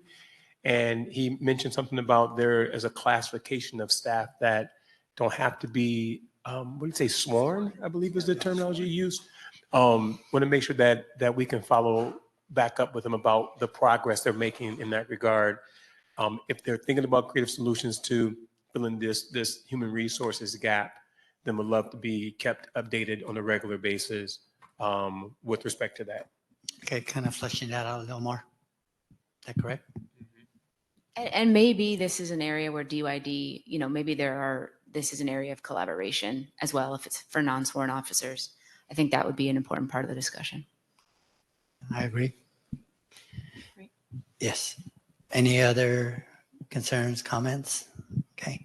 I just want to make a general comment. I visited Los Padrinos on Memorial Day morning and sat there as staff walked in, probation officers, DSOs, talked with them. And the ones that keep coming to work under these conditions, deserve our admiration. And because they come on holidays, with short notice and they stay. So I just wanted to put a shout out there to the Los Padrinos staff for that day and every day.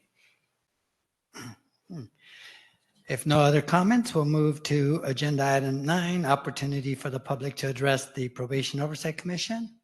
If there is anybody here live or online that would like to speak for 2 minutes and exercise your First Amendment right, please join us. So this is the area for comment on items not on the agenda, and we welcome public comment in the room, which we'll start with. And then also, if you have comments to make online, please use the raise your hand function. You can also send us an email, info@poc.lacounty.gov, and we'll attach it to the agenda. Or if you're calling in, dial *3, and you're welcome to begin. Okay, so I have a hard time to understand the legal languages of the Menendez case. So, but based on my limited English skills, based on my limited understanding about this case, is that the Menendez brothers will be soon be part of the probation department, I believe. So that is something I have a concern about this department, because 100 years ago, when you kill your mother, when you kill your father, and then you receive a capital punishment. 50 years ago, when you kill your mother, when you kill your father, you end up life in prison. That's it. And then right now, we are talking about somehow when you kill your mother, when you kill your father, somehow you are end up in prison. Now, what will happen 50 years later? That when you kill your mother, when you kill your father, misdemeanor, book and release, you'll go home. No jail, no prison, no probation, you're just going home. So my concern is the public safety. I don't really know exactly how this brother will end up in this department, or if they will just simply be released back to home, like a stay-in-home probation or whatever. I'm not very clear about those details, but I am concerned about the case. I am concerned about the law and the consequences. There's the reason why that either we were, using those cash incentives, towards the kids, $200 per month, $7,000 per year. When they do those, we continue to incentivize them, so maybe they can stay in probation. And then somehow I consider that some sort of a promotion, motivation to commit even more crimes. Same as this Menendez brothers. So if we are getting this kind of deal, then so many millions of other criminals who killed their father and mother, why they are not getting the same luxury of this deal of probation?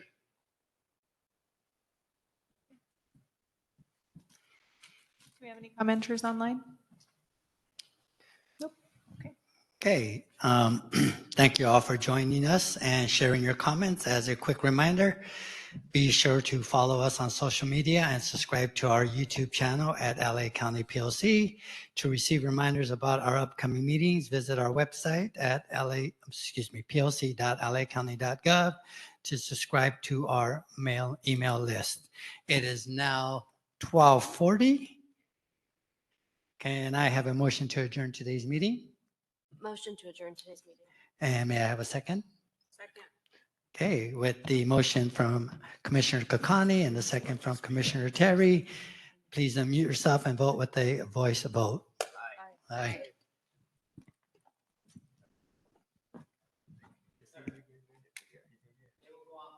Or roll.